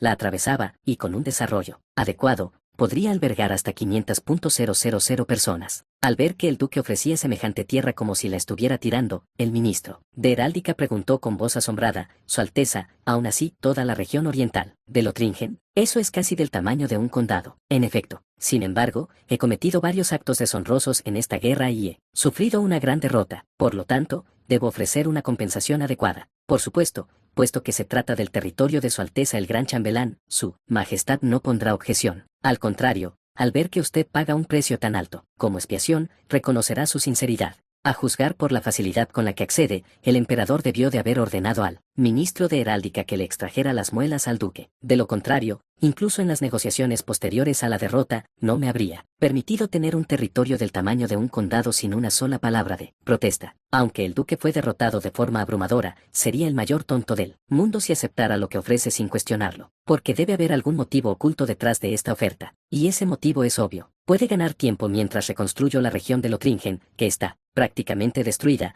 y una vez que recupere sus fuerzas, podría aliarse con Francia para invadir e incluso anexionarse el condado de Nantes. Y ya puedo predecir lo que dirá para convencer al emperador. Majestad, aunque actué de forma deshonrosa, lo hice por consideración a usted, porque es evidente que si Creutel se fortalece, se convertirá en una gran amenaza para nuestra Rumania. Por lo tanto, mientras él reconstruye el este de Lotringen, me aliaré con Francia para conquistar Creutel y aliviar sus preocupaciones. Entonces le ofrecerá al emperador un condado de su territorio y se apoderará de Nantes por completo. Señor ministro, no necesito territorio. Entonces, ¿qué deseas recibir? Quiero una compensación justa por la victoria en la guerra y reparaciones por los daños causados. El emperador con quien ya había hablado de esto, asintió con expresión de satisfacción, mientras que el ministro y el duque parecían sorprendidos por mi respuesta inesperada. Aquí tiene un informe que detalla los daños que sufrí y los gastos incurridos para solucionarlos. Por favor, léalo, Su Alteza. Muy bien. El duque me arrebató rápidamente el informe de la mano y comenzó a leer. Al principio, leía con una expresión algo relajada, pero poco a poco su rostro se ensombreció. Cuando llegó a la última página, su rostro se había puesto pálido. Su expresión y tez recordaban a las de un hombre desempleado que había perdido todo el dinero de su préstamo en bolsa. Me pregunté si moriría de estrés antes de pagar las indemnizaciones. Entonces el duque, aparentemente olvidando que un emperador extranjero de mayor rango estaba presente, se levantó, me agarró del cuello y dijo: Silbón Creutel, tales artimañas tienen un límite. Exigir 200.000 monedas de oro como compensación. Aunque los daños en el puerto fueran graves, las pérdidas no podían ser tan grandes. Aunque me está protestando airadamente, a mis ojos, Su Alteza el Duque no es más que una linda hucha, porque el Duque no puede matarme aquí bajo ningún concepto, y ya tengo ese informe lleno de justificaciones para sacarle dinero. Por supuesto, contiene varios planes para extraer la mayor cantidad de dinero posible, y dejar al ducado sepultado en deudas como la Alemania de la posguerra de la Primera Guerra Mundial, pero en su actual situación desesperada, no podrá detectar el fraude en los documentos. Su Alteza. Al pensar esto, sentí una extraña calma a pesar de que me agarraron por el cuello. Para sumir a nuestro querido cliente en una confusión y un miedo aún mayores, hablé, con el tono más suave y complaciente posible. Alteza, sus palabras son duras. Dañar el honor de alguien que ostenta el título de conde ante su majestad el rey del norte y lord ministro de heráldica sin fundamento legal alguno, podría generar malentendidos y hacer creer que esto refleja la voluntad y los pensamientos de su majestad el emperador. Ante esas palabras, el duque me soltó el cuello de la camisa, me apartó bruscamente, y volvió a su asiento. En primer lugar, el almacén incendiado por la organización criminal que invadió la zona la última vez contenía 60 toneladas de azúcar destinadas a la exportación a la Unión del Norte, además de diversos instrumentos musicales y obras de arte. Sin embargo, como todo se quemó, el beneficio que podría haber obtenido de la venta de estos bienes, más la indemnización, asciende a unas 70.000 monedas de oro. Asimismo, los ciudadanos de Puerto Azul estaban muy preocupados por las personas empobrecidas que provocaron este incidente. Para solucionarlo, demolimos los barrios marginales e invertimos más de 60.000 monedas de oro en terrenos, viviendas y empleo para sus habitantes. Ampliar la guardia para proteger a los ciudadanos de nuestro territorio, que se encontraban angustiados, costó más de 10.000 monedas de oro. En total, gasté 150.000 monedas, y las 50.000 restantes corresponden a la indemnización, sin incluir las reparaciones. Cuando terminé de hablar, el duque estaba tan conmocionado que no pudo continuar, y el emperador del norte me miró y dijo: 50.000 monedas de oro como compensación no es una cantidad pequeña, pero sí, equivale a una cuarta parte de las pérdidas, es lo apropiado. No, ni siquiera se podría decir que has tenido misericordia, yerno. Las escrituras dicen que hay que odiar el pecado, no al pecador. La decisión de casar a mi hija contigo fue la mejor decisión de mi vida. Pensar que podrá convertirse en la esposa de un hombre tan misericordioso y poderoso, casi la envidio. Me siento honrado. Aunque dije eso, seguramente el emperador del norte piensa de forma diferente. Probablemente esté contento pensando que si debilito a Masburg traicionándolos, podrá usar eso como excusa para asegurarse territorios más grandes en Rumania. ¿No es así, suegro? Bueno, yerno, ¿cuánto piensas recibir como compensación por la victoria? 300.000 monedas de oro. Creo que debería recibir esta cantidad como rescate por los ciudadanos y miembros de la nobleza de Lothringen, los 1.000 caballeros que capturamos, y como precio por poner fin a la guerra. ¿Qué opina, Su Alteza? Aunque sea formulado como una pregunta, el duque no puede negociar a la baja ni siquiera intentarlo. Habiendo perdido ya toda dignidad al ser derrotado tan fácilmente, si intenta rebajar el precio de proteger a sus vasallos y a su familia, estará en camino directo a la ruina. Si hiciera eso, sus vasallos tomarían sus territorios y se pasarían al bando de los emperadores del norte, o al de otro príncipe elector. Entonces el duque, habiéndolo renunciado todo, dijo con expresión de resignación: 500.000 monedas de oro, lo pagaré todo.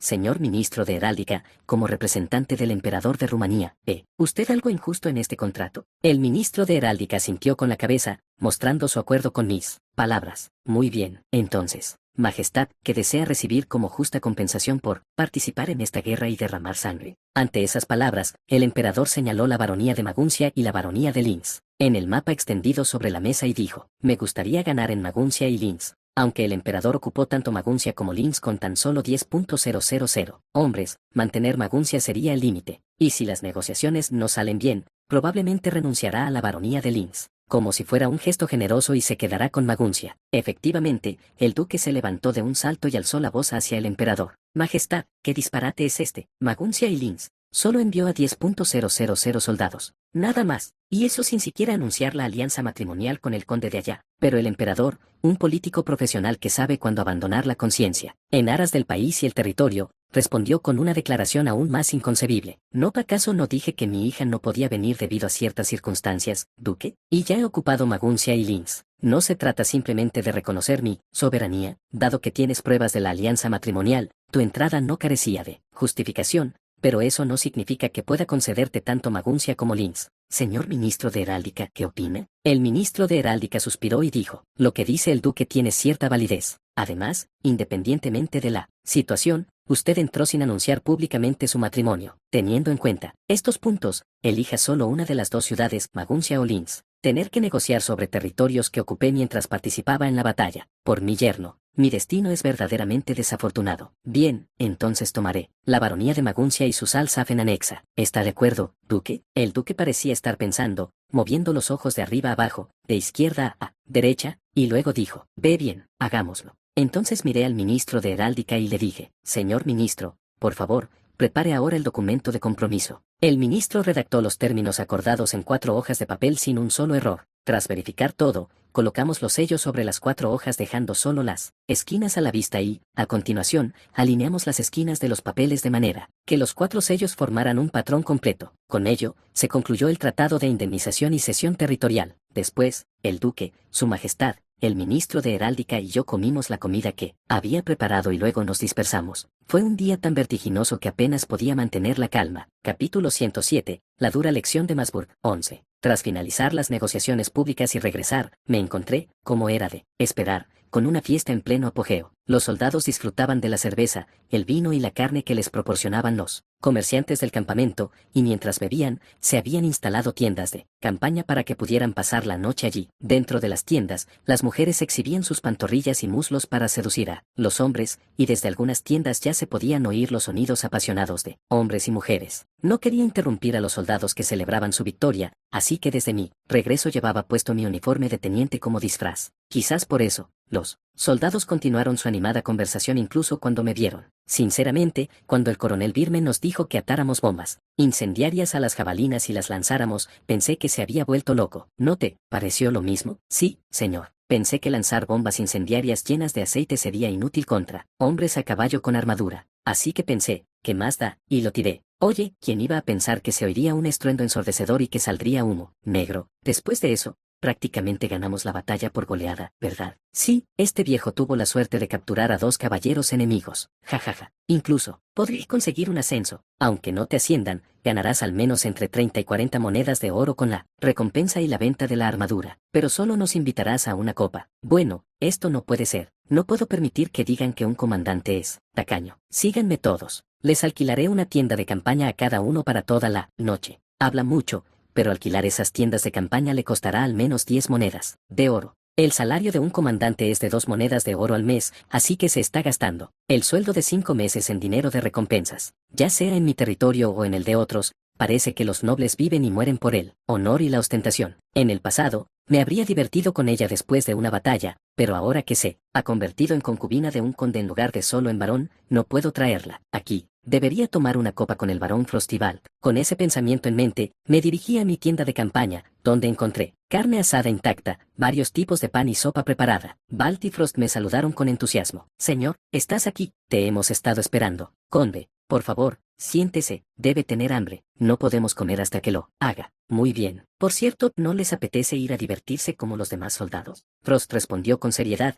mientras que Balt contestó en tono de broma. Quizás cuando era caballero, pero ahora que soy varón, no puedo relacionarme con las mujeres que traen los mercaderes del campamento. Además, ya tengo más de 50 años, no tengo energía para eso. Cuando era caballero, podía hacer eso estando soltero, pero ahora que soy un varón soltero, debo cuidar las apariencias. El varón Frost ya tiene 50 años. Se mantiene en forma solo porque es varón y no tiene que estar en primera línea. Debería empezar a pensar en jubilarse pronto. Sin embargo, según los informes, el heredero del barón Frost es sólido y capaz, por lo que debería poder seguir empleando a la familia Beroun y el Frost. En cuanto a Balt, he estado demasiado ocupado para arreglar su matrimonio. Es un Poco vergonzoso que, siendo conde, no haya ayudado a concertar un matrimonio para mi besalo. Al percibir mis pensamientos, Frost reprendió suavemente a Balt. Balt, amigo mío, ya tienes casi 40 años. Deberías encontrar una doncella adecuada y casarte. ¿Qué has estado haciendo todo este tiempo? Tenía la intención de hacerlo, pero después de ganar el torneo y convertirme en caballero, este muchacho de campo se convirtió en varón y estaba demasiado ocupado administrando su territorio. ¿Quién no sabe que dejaste la mayor parte de la gestión de tu territorio en manos del casi varón Hermann, varón Frost? Yo también estaba ocupado entrenando soldados. A pesar de las apariencias, yo estaba a cargo de todo el entrenamiento en Nantes. Por eso no te voy a regañar más. Si de verdad no funciona, tengo una chica adecuada en mi familia, aunque sea la hija de mi concubina, teniendo en cuenta la diferencia de edad de más de 20 años, ¿no sería eso aceptable? No es una mala elección para un matrimonio político, pero para Balt, que vivía como un siervo, una mujer ruda como la baronesa Frost, sería difícil en muchos sentidos. Dicen que los nobles se casan bien incluso sin amor, pero Balt no se adaptaría a eso, y puesto que no me he ocupado de esto por él, considerando sus méritos hasta ahora, debería emparejarlo con una chica guapa de la academia que sea de menor estatus. Así que empecé a poner excusas para evitar ofender a Frost mientras buscaba una buena pareja para Balt. Frost, creo que la hija de tu concubina sería una buena esposa para Balt. Sin embargo,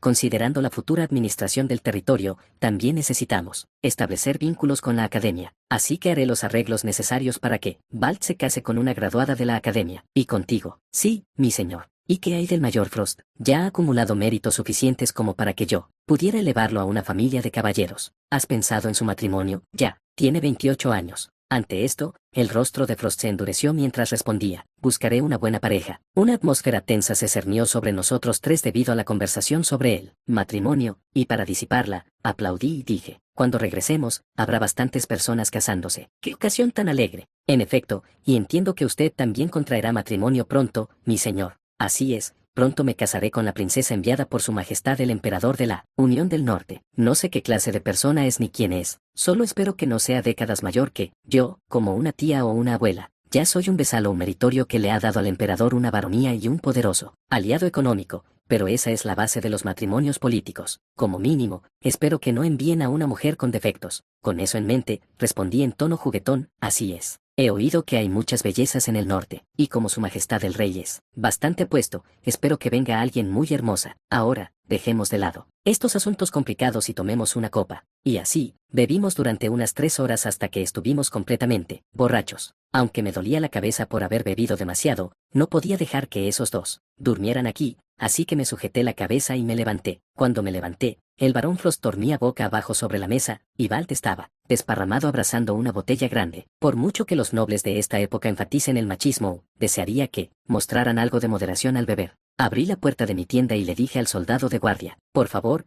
envíen al barón Frost y al barón Balt de vuelta a sus respectivas tiendas. Sí, señor. ¿Y qué? El barón Vladimir, de la Unión del Norte, dice que su majestad el rey lo está buscando. Conde, ¿qué le gustaría hacer? Seguro que no has estado esperando todo este tiempo a que yo salga. Acaba de venir y me pidió que le transmitiera este mensaje, y estaba a punto de informarle cuando usted salió. Lo entiendo, iré inmediatamente. Me cambié rápidamente de ropa y fui a encontrarme con el rey del norte, mi futuro suegro. Maldita sea, siento que me muero por el alcohol, y él llama a la gente en esta situación. Este acoso repentino me está volviendo loco. Asterisco asterisco. A diferencia de nuestro banquete, el ejército y el campamento del emperador mantenían una estricta seguridad, sin halcón ni mujeres a la vista. Cuando entré, me saludó con una sonrisa. ¿Ha llegado mi yerno? Llegué tan rápido como pude cuando su majestad me llamó. Le pido disculpas por haberle hecho esperar. Para nada. Esperaba que vinieras mañana por la mañana. Gracias por venir tan rápido. Te he traído un buen vodka del norte. Pruébalo. El emperador dijo esto, vertió vodka cristalino en una copa de oro puro y me la entregó. El vodka, conocido por tener al menos un 70% de alcohol incluso en su versión más suave, hizo honor a su reputación, insípido en la boca pero con una sensación de ardor en la garganta. Si exhalara aire hacia una antorcha en este estado, ¿se incendiaría? Hace calor. Así es como debes saber el vodka. En fin, te llamé porque tengo curiosidad por algo. Por favor, hable. ¿Qué estás tramando? Por lo que he observado y comprendido, no perdonarías a Masburg tan fácilmente por algo así. El emperador es bastante astuto. Yo habría pensado que, después de apoderarse de lo suficiente como para arruinar todo un territorio, no sospecharía que yo tenía otras intenciones. Pero pregunta directamente, bueno, necesito su ayuda ahora que ha adquirido la baronía de Maguncia para que nuestro territorio sobreviva al ataque conjunto de Francia y Rumanía, así que debo responder con toda claridad. Suspiré y dije, no puedo ocultarle nada a mi futuro suegro, así que te lo diré de inmediato. Sabía que tenías un plan, pero lo que oiga aquí no debe ser documentado ni comentado con nadie, suegro. No, Su Majestad, futuro emperador del Imperio del Norte. Cuando terminé de hablar, el emperador gritó fuera de su campamento. Todo el personal de seguridad debe mantener un perímetro de seguridad de 200 metros. No se acerquen hasta que yo lo llame. Cualquiera que se aproxime será ejecutado según la ley militar. Dicho esto, todos los soldados se alejaron de la tienda. ¿Estás listo para hablar ahora? Muy bien. En primer lugar, no libré esta guerra para ganar dinero. Después de exigir una indemnización tan cuantiosa, dicen que no fue por dinero. Entonces, ¿por qué vinieron? Tomar el poder económico de la familia Duquel de Masburg, o mejor dicho, todo su futuro, en mis manos. El emperador ladeó la cabeza y dijo, pero solo son 500.000 monedas de oro. Francamente, podrían resolverlo, aumentando los impuestos a los nobles, comerciantes y siervos derrotados. De esa forma, podrían saldar la deuda en unos 10 años. Resulta extraño llamar a eso, arrebatarle su futuro. Y por lo que he visto, es probable que Masburg finja pagar durante 1 o 2 años y luego ataque de nuevo para invalidar el acuerdo. Es un argumento válido. De hecho, tras la Primera Guerra Mundial, cuando el Imperio Alemán se vio agobiado por una deuda de 134.000 millones de marcos, la guerra que estalló porque no podían pagarla fue la Segunda Guerra Mundial. Pero, mientras tanto, la economía alemana se derrumbó debido al pago de enormes impuestos, lo que provocó una inflación casi sin precedentes en la historia. Como resultado, la calidad de vida de muchísimas personas se desplomó, lo que permitió a demagogos como Hitler hacerse con el poder político. Y lo que pretendo hacer es desplegar fuerzas que actúen como catalizadores, con base en Masburg, o mejor dicho, en el territorio de nuestro duque papado. Sin embargo, por ahora, solo debo informarle al emperador sobre mis planes para devorar a Masburg. Incluso esto es suficientemente malvado y astuto. Sí, como usted dijo, es probable que Masburg pague solo entre 100.000 y 150.000 monedas de oro y luego alegue que el acuerdo no es válido, iniciando así otra guerra. Pero, Su Majestad, no respondas a una pregunta con otra pregunta. ¿Sabes cómo viven los ciervos? Con la expansión del sistema de 4 campos que creé, los ciervos ya no mueren de hambre como antes. Sin embargo, salvo en nuestro territorio, todavía no pueden comer 2 o 3 veces al día. ¿Qué pasaría si les cobráramos más impuestos a estos ciervos tan empobrecidos? No son más que ciervos. Esto acabará con revueltas campesinas. Quizás mueran decenas de miles de ciervos, pero ¿por qué debería preocuparnos eso? Normalmente sería así, pero si se añaden fuerzas catalizadoras y se combinan comerciantes, siervos y nobles que luchan por pagar impuestos al duque Masburg, podrías crear numerosas fuerzas rebeldes, como en la época de los señores de la guerra en los 3 reinos. La mayoría serían reprimidos de inmediato, pero ¿cómo podrían luchar contra enemigos externos en medio de semejante caos? Sucumbirían indefensos ante los enemigos externos mientras se ocupaban primero de los asuntos internos. Pero esta reparación no se puede resolver simplemente recaudando más impuestos de los siervos. Hay que extraer sumas enormes de los gremios de comerciantes, artesanos, gremios y nobles. Sin embargo, no pueden ignorar su obligación de pagarme. Eso violaría un juramento hecho ante el representante del emperador rumano, lo que constituiría traición. Así que, al final, el emperador aplaudió y rió con deleite. Estás creando una situación y una justificación que obligará a los nobles a rebelarse. Los siervos morirán en el frente con la esperanza de obtener impuestos más bajos. Los comerciantes proporcionarán alimentos y dinero para invertir en el futuro, y los nobles los comandarán y crearán el caos para asegurar territorios y poder más extensos. Entonces, Su Majestad podrá aprovechar esta oportunidad para reconocer los derechos territoriales de los señores que buscan la independencia o para apoderarse de los territorios de aquellos que se encuentran en guerra entre sí. Por supuesto, yo también me llevaré mi parte de las ganancias durante este tiempo. ¿Cuánto cuesta? Lotringen Oriental es un territorio con un gran potencial y una vasta extensión de tierra, pero su reconstrucción adecuada llevaría al menos 3 años. Y si me centro en reconstruir esos lugares, Francia y otros electores seguramente se unirán para atacar mi territorio. Por lo tanto, actualmente no puedo expandirme hacia Rumania y solo puedo expandir mi territorio hacia Francia, donde se encuentran mis potenciales enemigos. Incluso para llevar a cabo una expedición se necesitaría un ejército permanente de al menos 25.000 hombres. Una vez que se confirme la estabilidad en la dirección rumene, mi objetivo será el Ducado de Aquitel en Francia. ¿Francia?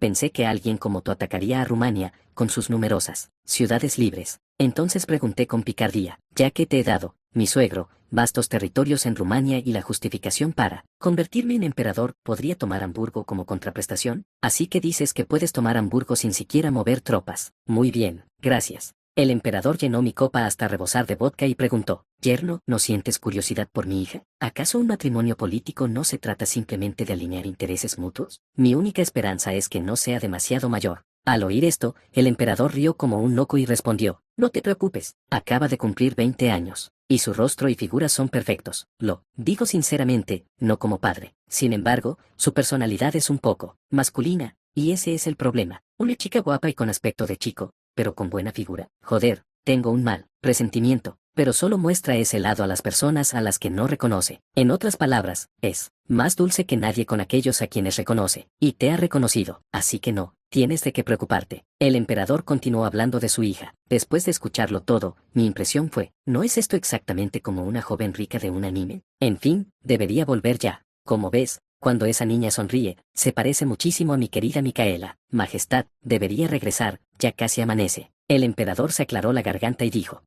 entiendo. Entonces, ¿qué debo hacer en el escenario que has preparado? Comenzando por la baronía de Maguncia, introduzca el sistema de 4 campos, donde sea posible. Luego, acuerde con los señores invertir el 10% de los impuestos, en aumentar los ingresos de los siervos, y si sobra dinero, devuélvalo a ellos. De lo contrario, el fuego que se extiende por Rumania se extenderá también a su país. Asimismo, trate bien a los sacerdotes que le envío. A cambio, le donaré 100.000 monedas de oro a su majestad en cuanto regrese a casa. Dicen que el dinero se pudre si simplemente lo acumulas, así que debería usar el dinero de la manera más eficiente posible para jugar con fuego, en territorios enemigos y desarrollar mi propio territorio. Así es como uno se vuelve verdaderamente rico. Capítulo 108. Preparación 1. En esta guerra, logré algo más que destruir la voluntad de lucha de Masburg y sus futuras capacidades bélicas. Al utilizar la Unión del Norte y al emperador rumano, eliminé cualquier posibilidad de su recuperación. Como resultado, es probable que mi reputación se haya extendido por toda Europa, y nuestro territorio ya no tiene que temer los ataques de Masburg. Además, recibimos 500.000 monedas de oro de Masburg,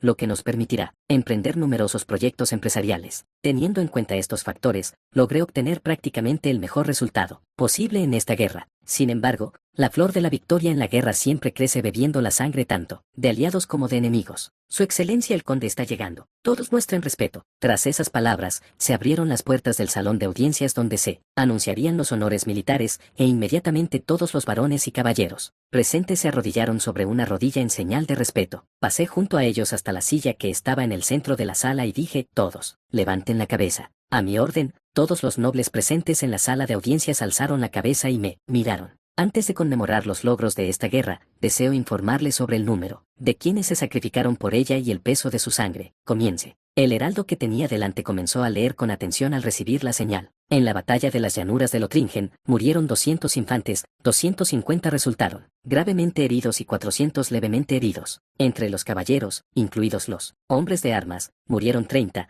resultaron gravemente heridos y 20 levemente heridos. Lord. Comparado con los soldados enemigos que derrotamos, esto es apenas una gota de sangre, pero sus muertes no son simplemente una cuestión de pérdidas individuales, porque así como yo tengo un padre, una madre y a ella esperando mi regreso, ellos también tienen esposas astutas como zorros e hijos astutos como conejos esperando su regreso. A diferencia de las familias de los caballeros, las familias de los soldados a menudo dependen económicamente de sus maridos, y cuando estos mueren, terminan en la calle, y las viudas se ven obligadas a vender sus cuerpos. No, incluso eso sería afortunado. Si una viuda ni siquiera puede entrar en un burdel, eventualmente llega al punto de venderse a traficantes de esclavos. Así que decidí anunciar una nueva política que había estado preparando desde que llegué a Blueport. No pocos soldados y caballeros han muerto. En primer lugar, guardemos un minuto de silencio para honrar su sacrificio. Al oír estas palabras, todos inclinaron la cabeza en señal de respeto a los difuntos, y algunos incluso sollozaron en la sala de audiencias al enterarse de que sus familiares habían fallecido. Basta ya. Antes de distribuir honores y recompensas, anunciaré la política que he preparado para ellos. De ahora en adelante, independientemente de su estatus, los hijos de quienes murieron luchando por Creutel recibirán apoyo para asistir a orfanatos y escuelas según el rango o la posición social de sus padres, con algunas excepciones según las circunstancias. Asimismo, sus viudas sin patrimonio recibirán una pensión fija de por vida. De esta manera, no toleraré que las familias de quienes lucharon por Creutel caigan en la miseria. Si alguien se opone, que hable ahora. Dije esto, aunque quizás con una ligera exageración, pero ningún tonto se atrevería a Oponerse a mí cuando tengo el poder absoluto y una justificación perfecta, sobre todo porque los caballeros que valoran el honor en el campo de batalla jamás se opondrían a las políticas para los soldados y oficiales caídos. Cualquiera que se opusiera a esto corría el riesgo de que la reputación de su familia se viera gravemente afectada, y como esperaba, nadie se opuso. Ahora procederé a la entrega de honores y recompensas, pero antes, tengo algo que deseo otorgar a todos los oficiales con rango de subteniente o superior. Tráiganlo. Tras esas palabras, un empleado que estaba detrás de mí trajo un maniquí vestido, con un uniforme blanco, una chaqueta tipo blazer blanca con seda roja alrededor del cuello y pantalones blancos, de un estilo casi idéntico al que suelo usar para asuntos de negocios. Quizás por eso, todos los que estaban dentro vitorearon con entusiasmo. Sin duda es elegante, señor. Así es como debe ser la vestimenta formal de un hombre, especialmente de un soldado. Larga vida al señor Creutel. Sonreí y dije, este es el diseño básico, con decoraciones que varían ligeramente, según el rango. Todos los oficiales con rango de subteniente o superior deben comunicar sus medidas, y en un plazo de 1 a 2 meses estarán listos. Así que todos ustedes deben usarlos en mi boda. Ese atuendo cuesta solo media moneda de oro por conjunto, pero están reaccionando, como si hubieran recibido casi 10 monedas de oro. En el futuro, a la hora de recompensar a los oficiales, sería más económico y eficaz entregarles objetos de valor en lugar de monedas de oro. Comencemos a distribuir honores y recompensas. Primero, al barón Frost, quien comandaba el centro, le otorgo 10 aldeas cerca de la baronía Frost y 30.000 monedas de oro. Al barón Balt, quien comandaba el ala derecha, le otorgo 7 aldeas cercanas y 20.000 monedas de oro. Al coronel Birmen, quien se mantuvo en mi retaguardia y sometió a los caballeros enemigos, le otorgo el antiguo territorio del barón Crescent, convirtiéndolo en barón. Y ahora debería enviar a Birmen a otro lugar y, en cambio, acercar a Balt a mí. El barón Frost dijo que Balt solo sabe luchar, pero no es bueno administrando territorios. Lo pondré a cargo de administrar a mis soldados directos, y su territorio será administrado por otros administradores que traje de la academia. Dado que necesita administrar su territorio cuando vaya a la guerra, le retiraré a Balt las tareas de administración territorial con el pretexto de administrar mis fuerzas y prepararme para la guerra, y asignaré a otros para que lo hagan. Otros nobles detestarían tales medidas, pero Balt, que desprecia la administración y el papeleo más que nadie, probablemente se alegraría muchísimo siempre y cuando no confisque ni reduzca su territorio. Los asuntos de personal por debajo del rango de coronel ya han sido revisados y aprobados por mí según lo que cada varón presentó, así que notifíquenles directamente una vez que se complete esta distribución de honores y recompensas. Y. Les otorgaré medallas y monedas de oro en lugar de territorio. Mayor Walter Model, receptor de la medalla espada del Caballero Dorado, de un paso al frente. Al oír esas palabras, Walter, que había estado de pie en un rincón de la sala de audiencias, se adelantó y se puso delante de mí. Usted, como comandante del batallón de vanguardia, luchó con valentía en esta guerra, capturando al barón Santoburg, comandante del ala derecha de la infantería, y abatiendo a 3 caballeros bajo su mando. En reconocimiento a este logro, le otorgo la medalla de la espada del Caballero Dorado y lo asciendo a teniente coronel. Como privilegio especial que acompaña a la medalla, recibirá 3 monedas de oro adicionales al mes, además de su salario original, y le entrego 200 monedas de oro. Asimismo, me comprometo a otorgar las medallas y privilegios correspondientes a los soldados bajo su mando según sus méritos, dado que el salario de un teniente coronel es de aproximadamente 3 monedas de oro. Esto prácticamente duplica su sueldo. Y no solo eso, recibir esa medalla le da el derecho de lucirla en su uniforme de gala y militar, lo que naturalmente provoca que sus superiores y otros soldados lo miren con envidia. Además, al establecer el precedente de no conceder territorio por grandes logros, aunque limitado a nobles de rango inferior al de coronel, puedo asegurar la mayor cantidad de territorio directo posible, lo que convierte esta situación en una situación beneficiosa para ambas partes. Y yo mismo fui nombrando a aquellos que habían logrado hazañas particularmente notables, otorgándoles medallas y premios, y solo cuando el sol estaba a punto de ponerse pude terminar de distribuir los honores y premios. ***. Originalmente, había planeado pasar tiempo con ella justo después de la entrega de honores y recompensas, pero como el cansancio de esta guerra aún no se había disipado, terminamos usando habitaciones separadas. Hoy, cuando dije que me iría a otra habitación a dormir sola, a diferencia de después de otras guerras, ella me pidió que me quedara con ella solo por esta noche, pero tras haber sufrido enormemente en el campo de batalla, sencillamente no tenía fuerzas para luchar con pasión durante toda la noche, así que decliné. Hoy descansaré bien y pasaré la próxima semana con ella. Pensando esto, me acosté en la cama para dormir cuando una criada llamó a la puerta, y dijo, conde, el alguacil Chris Belladora desea urgentemente hablar con usted. ¿Qué debo hacer? Estaba a punto de despedirla, pero el hecho de que Chris, a quien le había confiado asuntos importantes mientras fingía degradarla, viniera personalmente a esta hora, Eso debe significar que ha encontrado a alguien que entierre a ese tal Masburg en su tumba. Por muy cansado que esté, este es un asunto urgente que no puede esperar ni un minuto. Traigan a Chris a esta habitación en 10 minutos. Sí, señor. La criada dijo esto, cerró la puerta de mi habitación y se marchó en silencio. Mientras tanto, me quité el pijama y me puse ropa informal que estaba colgada en mi habitación. Poco después, se oyó un golpeteo seguido de la voz de Chris. Alguacil Chris Belladora, ¿puedo pasar? Adelante. Un instante después, la puerta se abrió y Chris entró. A diferencia de antes, se había dejado crecer el pelo considerablemente más, y en lugar de su ropa masculina anterior, llevaba un vestido de seda azul. Al verla así por primera vez desde la subyugación de Swain, me quedé momentáneamente desconcertado, pero sin mostrar esa emoción. Dije, ¿cómo reaccionaron esas personas ante mi obra, aquellos que cubren los ojos de Dios? Por supuesto, se lo mostré sin revelar que usted era el autor, y la mayoría lo quemó, calificándolo de libro herético. Sin embargo, los sacerdotes recién enviados, provenientes de familias de predicadores itinerantes, en general se mostraron favorables a esta historia, como era de esperar, a menos que sean como Han Hus, John Wycliffe o Martín Lutero. Los sacerdotes con cierta posición verían lo que he escrito como un libro perjudicial que amenaza su cargo. Sin embargo, para aquellos que han observado su verdadera naturaleza y les disgusta, o para aquellos que no pudieron entrar en ese círculo privilegiado, el libro que escribí les parecería una guía que ilumina el camino que deberían seguir, porque ese libro contiene todas las doctrinas fundamentales escritas por los verdaderos reformadores religiosos que desempeñaron un papel importante en la caída del Sacro Imperio Romano Germánico en la historia, a pesar de no tener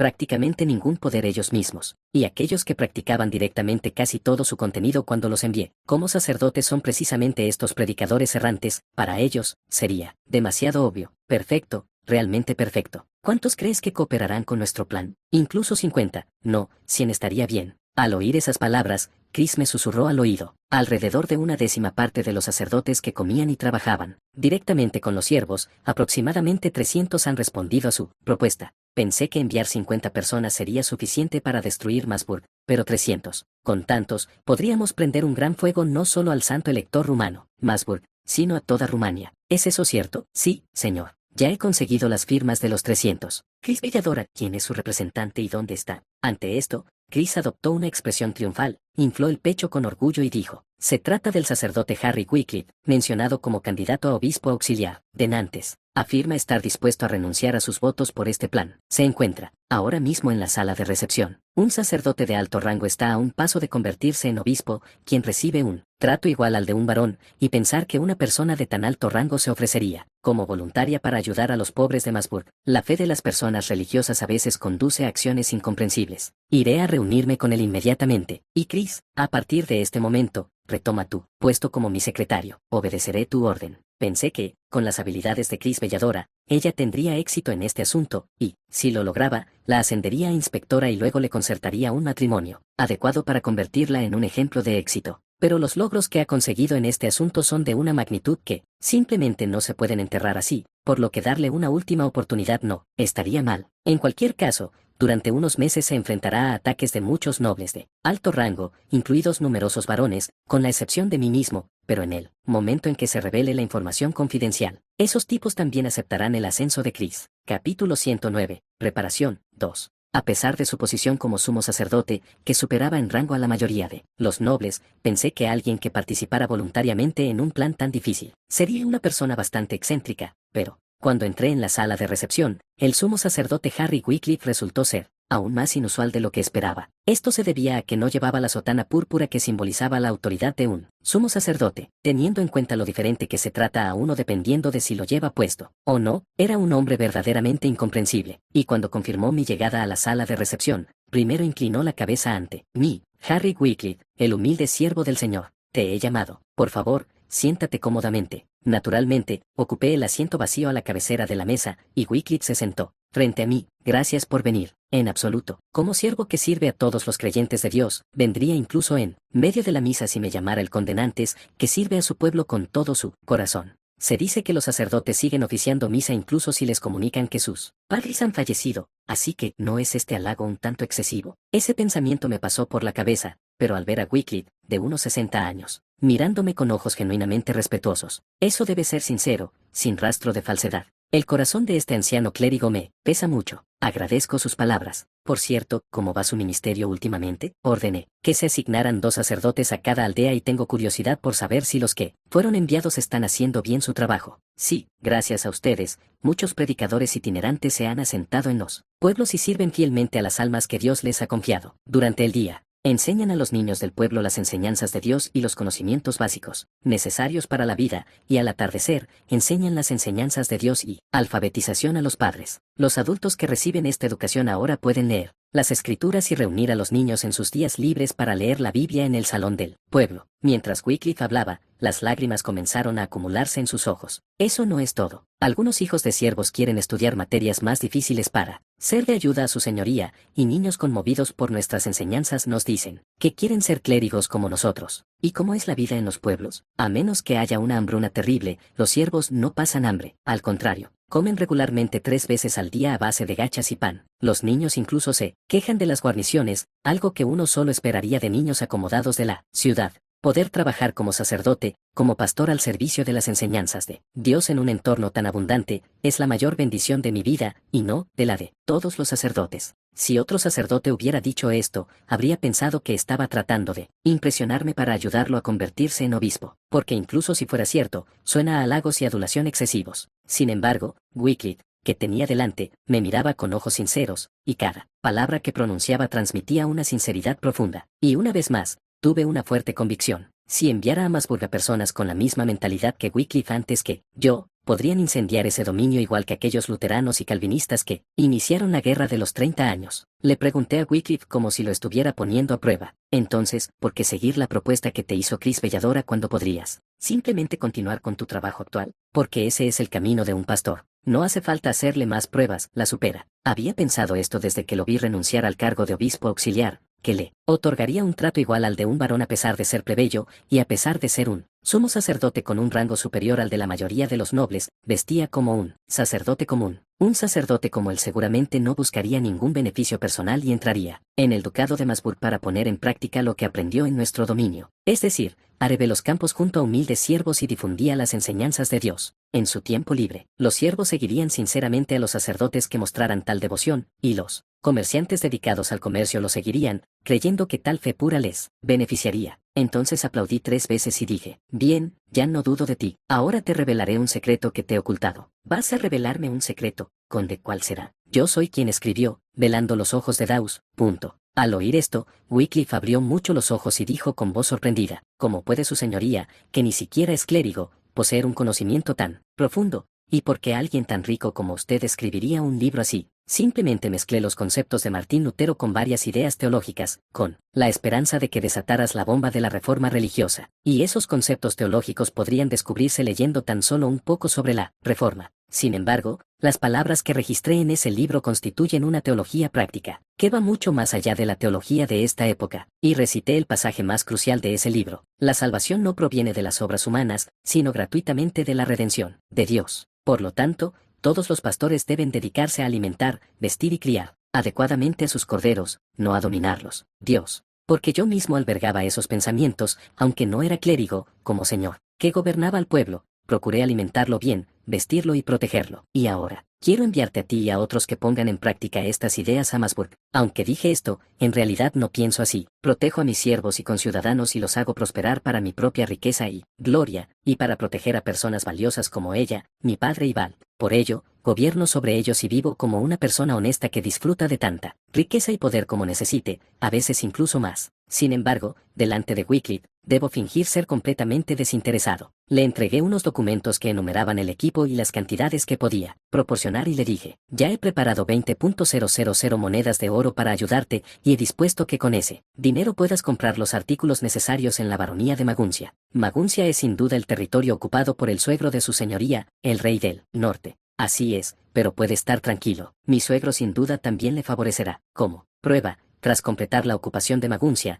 introdujo el sistema de 4 campos y bajó los impuestos, igual que yo. ¿Es eso cierto? Sí, ¿y no tienes curiosidad por saber por qué estoy haciendo todo esto? Ante esto, Wycliffe aguzó el oído y preguntó, por favor, dígamelo, haré todo lo posible por llevar a cabo las nobles intenciones de su señoría. Para proteger a los siervos y ciudadanos de mi dominio, impuse una enorme indemnización a Masburg. Por lo tanto, el ducado de Masburg se convertirá en un lugar difícil para vivir. Claro que, como señor del condado, no me arrepiento, pero, ¿qué pecado han cometido quienes mueren allí? Así es, su señoría. Pero si envío dinero y comida directamente a Masburg, ese malvado seguramente lo usaría para iniciar otra guerra. Así que, ayudar a los siervos a sobrevivir en entornos tan difíciles a través de ti es la mejor opción. Personalmente, no creo que sea bueno que los inocentes siervos de Masburg sufran, a causa de las reparaciones, y si Masburg fuera un poco más sabio, subía los impuestos desmesuradamente para recaudar dinero para la guerra, luego, declaraba que no pagaría sus deudas y atacaba nuestro territorio con sus siervos, enloquecidos. Si eso sucede, sufriría un daño tremendo,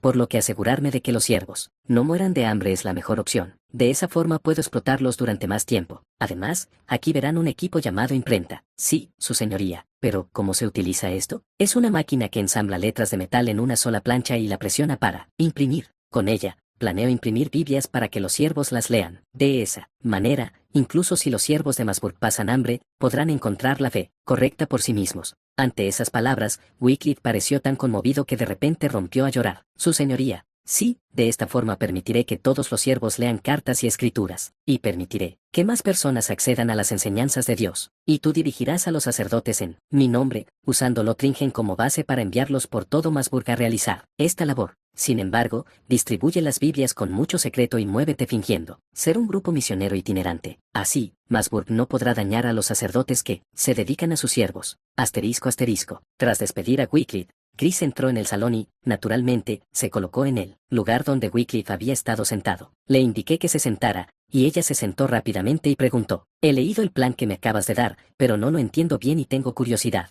¿Qué quieres decir? ¿Qué es exactamente lo que está mirando? Por más que lo pienso, no logro entender. ¿Qué es lo que su señoría quiere? Además, no puedo imaginar qué tipo de efecto tendrá. Por supuesto que no puedes imaginarlo, porque esta es una de las peores formas de locura que la historia creará. Al principio, Masburg y Wycliffe coexistirán a su manera, pero con el paso del tiempo, Masburg recaudará más impuestos de los siervos, que habrán mejorado un poco su situación económica gracias a los sacerdotes. Probablemente hayan subido los impuestos al 70% tras perder la guerra, y cuando los sacerdotes tengan influencia, lo subirán a cerca del 80% para pagar sus deudas. Cuando eso ocurra, los siervos morirán de hambre a pesar de trabajar más. Algunas de esas personas con vocación de servicio, que aprendieron de nuestro entorno y trabajaron junto a los siervos, iniciarán rebeliones como la Riwalde, campesina alemana. Entonces las llamas se alzarán por todo Masburg. ¿Y qué podrán hacer entonces? Chris, mira más allá. Esto sin duda será un negocio rentable para nosotros, aunque los historiadores del futuro probablemente me llamarán la persona más malvada del mundo. Capítulo 110, Nuevo proyecto de aldea en la época medieval, 1. Tras dar instrucciones a Wycliffe para que revolucionara Masburg, ordené inmediatamente a mis administradores que investigaran las condiciones laborales de los obreros en las fábricas y los gremios de Nantes, Puerto Azul y Elsman. A diferencia de los siervos, que trabajaban bajo leyes consuetudinarias en condiciones similares a nuestros estándares modernos, los trabajadores de las fábricas y los gremios prácticamente no tenían protección legal y probablemente trabajaban en entornos verdaderamente terribles. Por supuesto, yo había creado leyes laborales similares a las normas laborales modernas, pero, incluso en la actualidad, los dueños de tiendas de conveniencia suelen poner excusas diciendo que no tienen dinero para pagar los días festivos o los turnos nocturnos. En esta época en la que tales leyes eran completamente nuevas, bueno, era imposible que las normas laborales funcionaran correctamente. Sin duda, habría quienes explotarían a los pobres más necesitados o a los hijos menores de familias rurales, poniendo en riesgo su sustento. Y debido a personas como esas, a principios de la Revolución Industrial el movimiento ludita destrozó la maquinaria de las fábricas, y Marx escribió El Capital. Esto debía evitarse. Ahora bien, ¿qué más había que hacer? Mientras estaba absorto en mis pensamientos sobre el bienestar y el trato necesarios para los trabajadores, la voz de Chris se escuchó desde fuera de la puerta. Señor, soy Chris Belledone. ¿Puedo pasar? Adelante. Sí, señor. Chris abrió la puerta con movimientos elegantes y me entregó un informe. Este es un informe sobre las condiciones laborales en las fábricas y los gremios, basado en investigaciones realizadas por mis subordinados y los hombres del Teniente Sort. Gracias por su arduo trabajo. Necesito leer este informe, así que por favor siéntese en el sofá y tome un té y algo de comer. Toqué el timbre para llamar a una criada que trajera té y bocadillos, y luego comencé a leer el informe. Veamos. Estaban reclutando trabajadores, incluyendo a los segundos y terceros, hijos de siervos, así como a mujeres que pensaban que trabajar en fábricas era mejor que convertirse en prostitutas. Todo iba según lo planeado, así que eso no era un problema. Lo importante no eran los antecedentes de los trabajadores. A continuación, pasé la página para leer sobre el trato a los trabajadores. Tal y como sospechaba, los líderes de nuestro gremio habían impuesto exactamente las condiciones de trabajo que yo había imaginado. Trabajar más de 80 horas semanales era lo habitual, y en los casos más graves, llegaban a trabajar más de 90 horas a la semana. Mientras tanto, los salarios eran de apenas 1 o 2 monedas de plata al mes, y amenazaban a los trabajadores que se quejaban del trato recibido. Podemos encontrar muchísimas personas mejores que tercos y quejicas como tú. Si te despiden, ni siquiera podrás comprarte un plato de avena. En la fábrica de al lado hacen trabajar a la gente 17 horas al día, 7 días a la semana, pero nosotros solo les hacemos trabajar 15 horas. Seguramente alguien tan noble como el condenantes no se preocuparía por el trato que reciben seres tan humildes. Simplemente trabajen hasta morir, y si van a morir de agotamiento, no mueran en nuestro lugar de trabajo, tendríamos que pagar su funeral. Muéranse solos en casa, malditos vagos e inútiles. Las amenazas contra las mujeres solteras eran aún peores. Si quieres trabajar en mejores condiciones, ya sabes qué hacer. Ven a mi alojamiento, después de terminar tu jornada laboral de hoy. Oh, preciosa, si estás cansada, podrías descansar en mi cama. Viendo cómo trabajas, probablemente no aguantarías aquí de todos modos, así que, ¿por qué no? Trabajas en mi habitación. Fuera. No necesito trabajadores como tú. Tus únicos atributos son esa cara y ese cuerpo descarado. ¿Por qué no te salvas sirviéndome? Este tipo de amenazas eran habituales, y algunas incluso acosaban a madres jóvenes, solteras o, en casos peores, acosaban sexualmente a niñas que ni siquiera eran adultas. Todavía, incluso en la época victoriana, las criadas eran acosadas sexualmente, no violadas. Y los caballeros las silenciaban utilizando su sustento como moneda de cambio. Y allí estaban, haciendo exactamente lo mismo. Parece que, independientemente del mundo, entornos similares producen comportamientos cancerígenos similares. Leí el informe en silencio y, al terminar, arrojé el informe en forma de libro contra la pared donde colgaba mi retrato y dije, esta gente merece ser descuartizada y que sus familias sean exterminadas durante 3 generaciones. Son traidores, desafiando mis órdenes y explotando a los ciudadanos. Mirando hacia atrás, Chris habló con mucha calma, aparentemente anticipando mi enfado. Con esto concluye el informe. Además, investigué algo personalmente que no incluí en el informe. Dime, muchas de las mujeres mencionadas en ese informe fueron abandonadas sin siquiera llegar a ser concubinas y vendidas a burdeles. El resto quedaron inválidas o se suicidaron. No estamos en el siglo XXI, donde el sexo libre es posible. Estos dementes se abusaron sexualmente de las mujeres y luego las abandonaron. ¿Es ese un comportamiento aceptable? No, se trataba de personas que optaron por vivir con resiliencia en la ciudad a pesar de las dificultades, en lugar de ser tratadas como una carga y despreciadas en las zonas rurales. Tras semejante trato, ¿cómo no iban a rebelarse como comunistas marxistas? Tranquilicé mi ira y dije, envíen una citación a todos los maestros de gremio de Nantes. Juzgaré, personalmente a quienes violaron a mujeres. Sí, señor. Y su próximo horario. Visitaré el orfanato con ella una vez que se resuelva este asunto. Por favor, informe al padre Peter, el director del orfanato. Chris hizo una reverencia y se retiró en silencio. Asterisco asterisco. Al día siguiente de recibir el informe de Chris, continué revisando materiales sobre quienes habían cometido delitos sexuales abusando de su autoridad.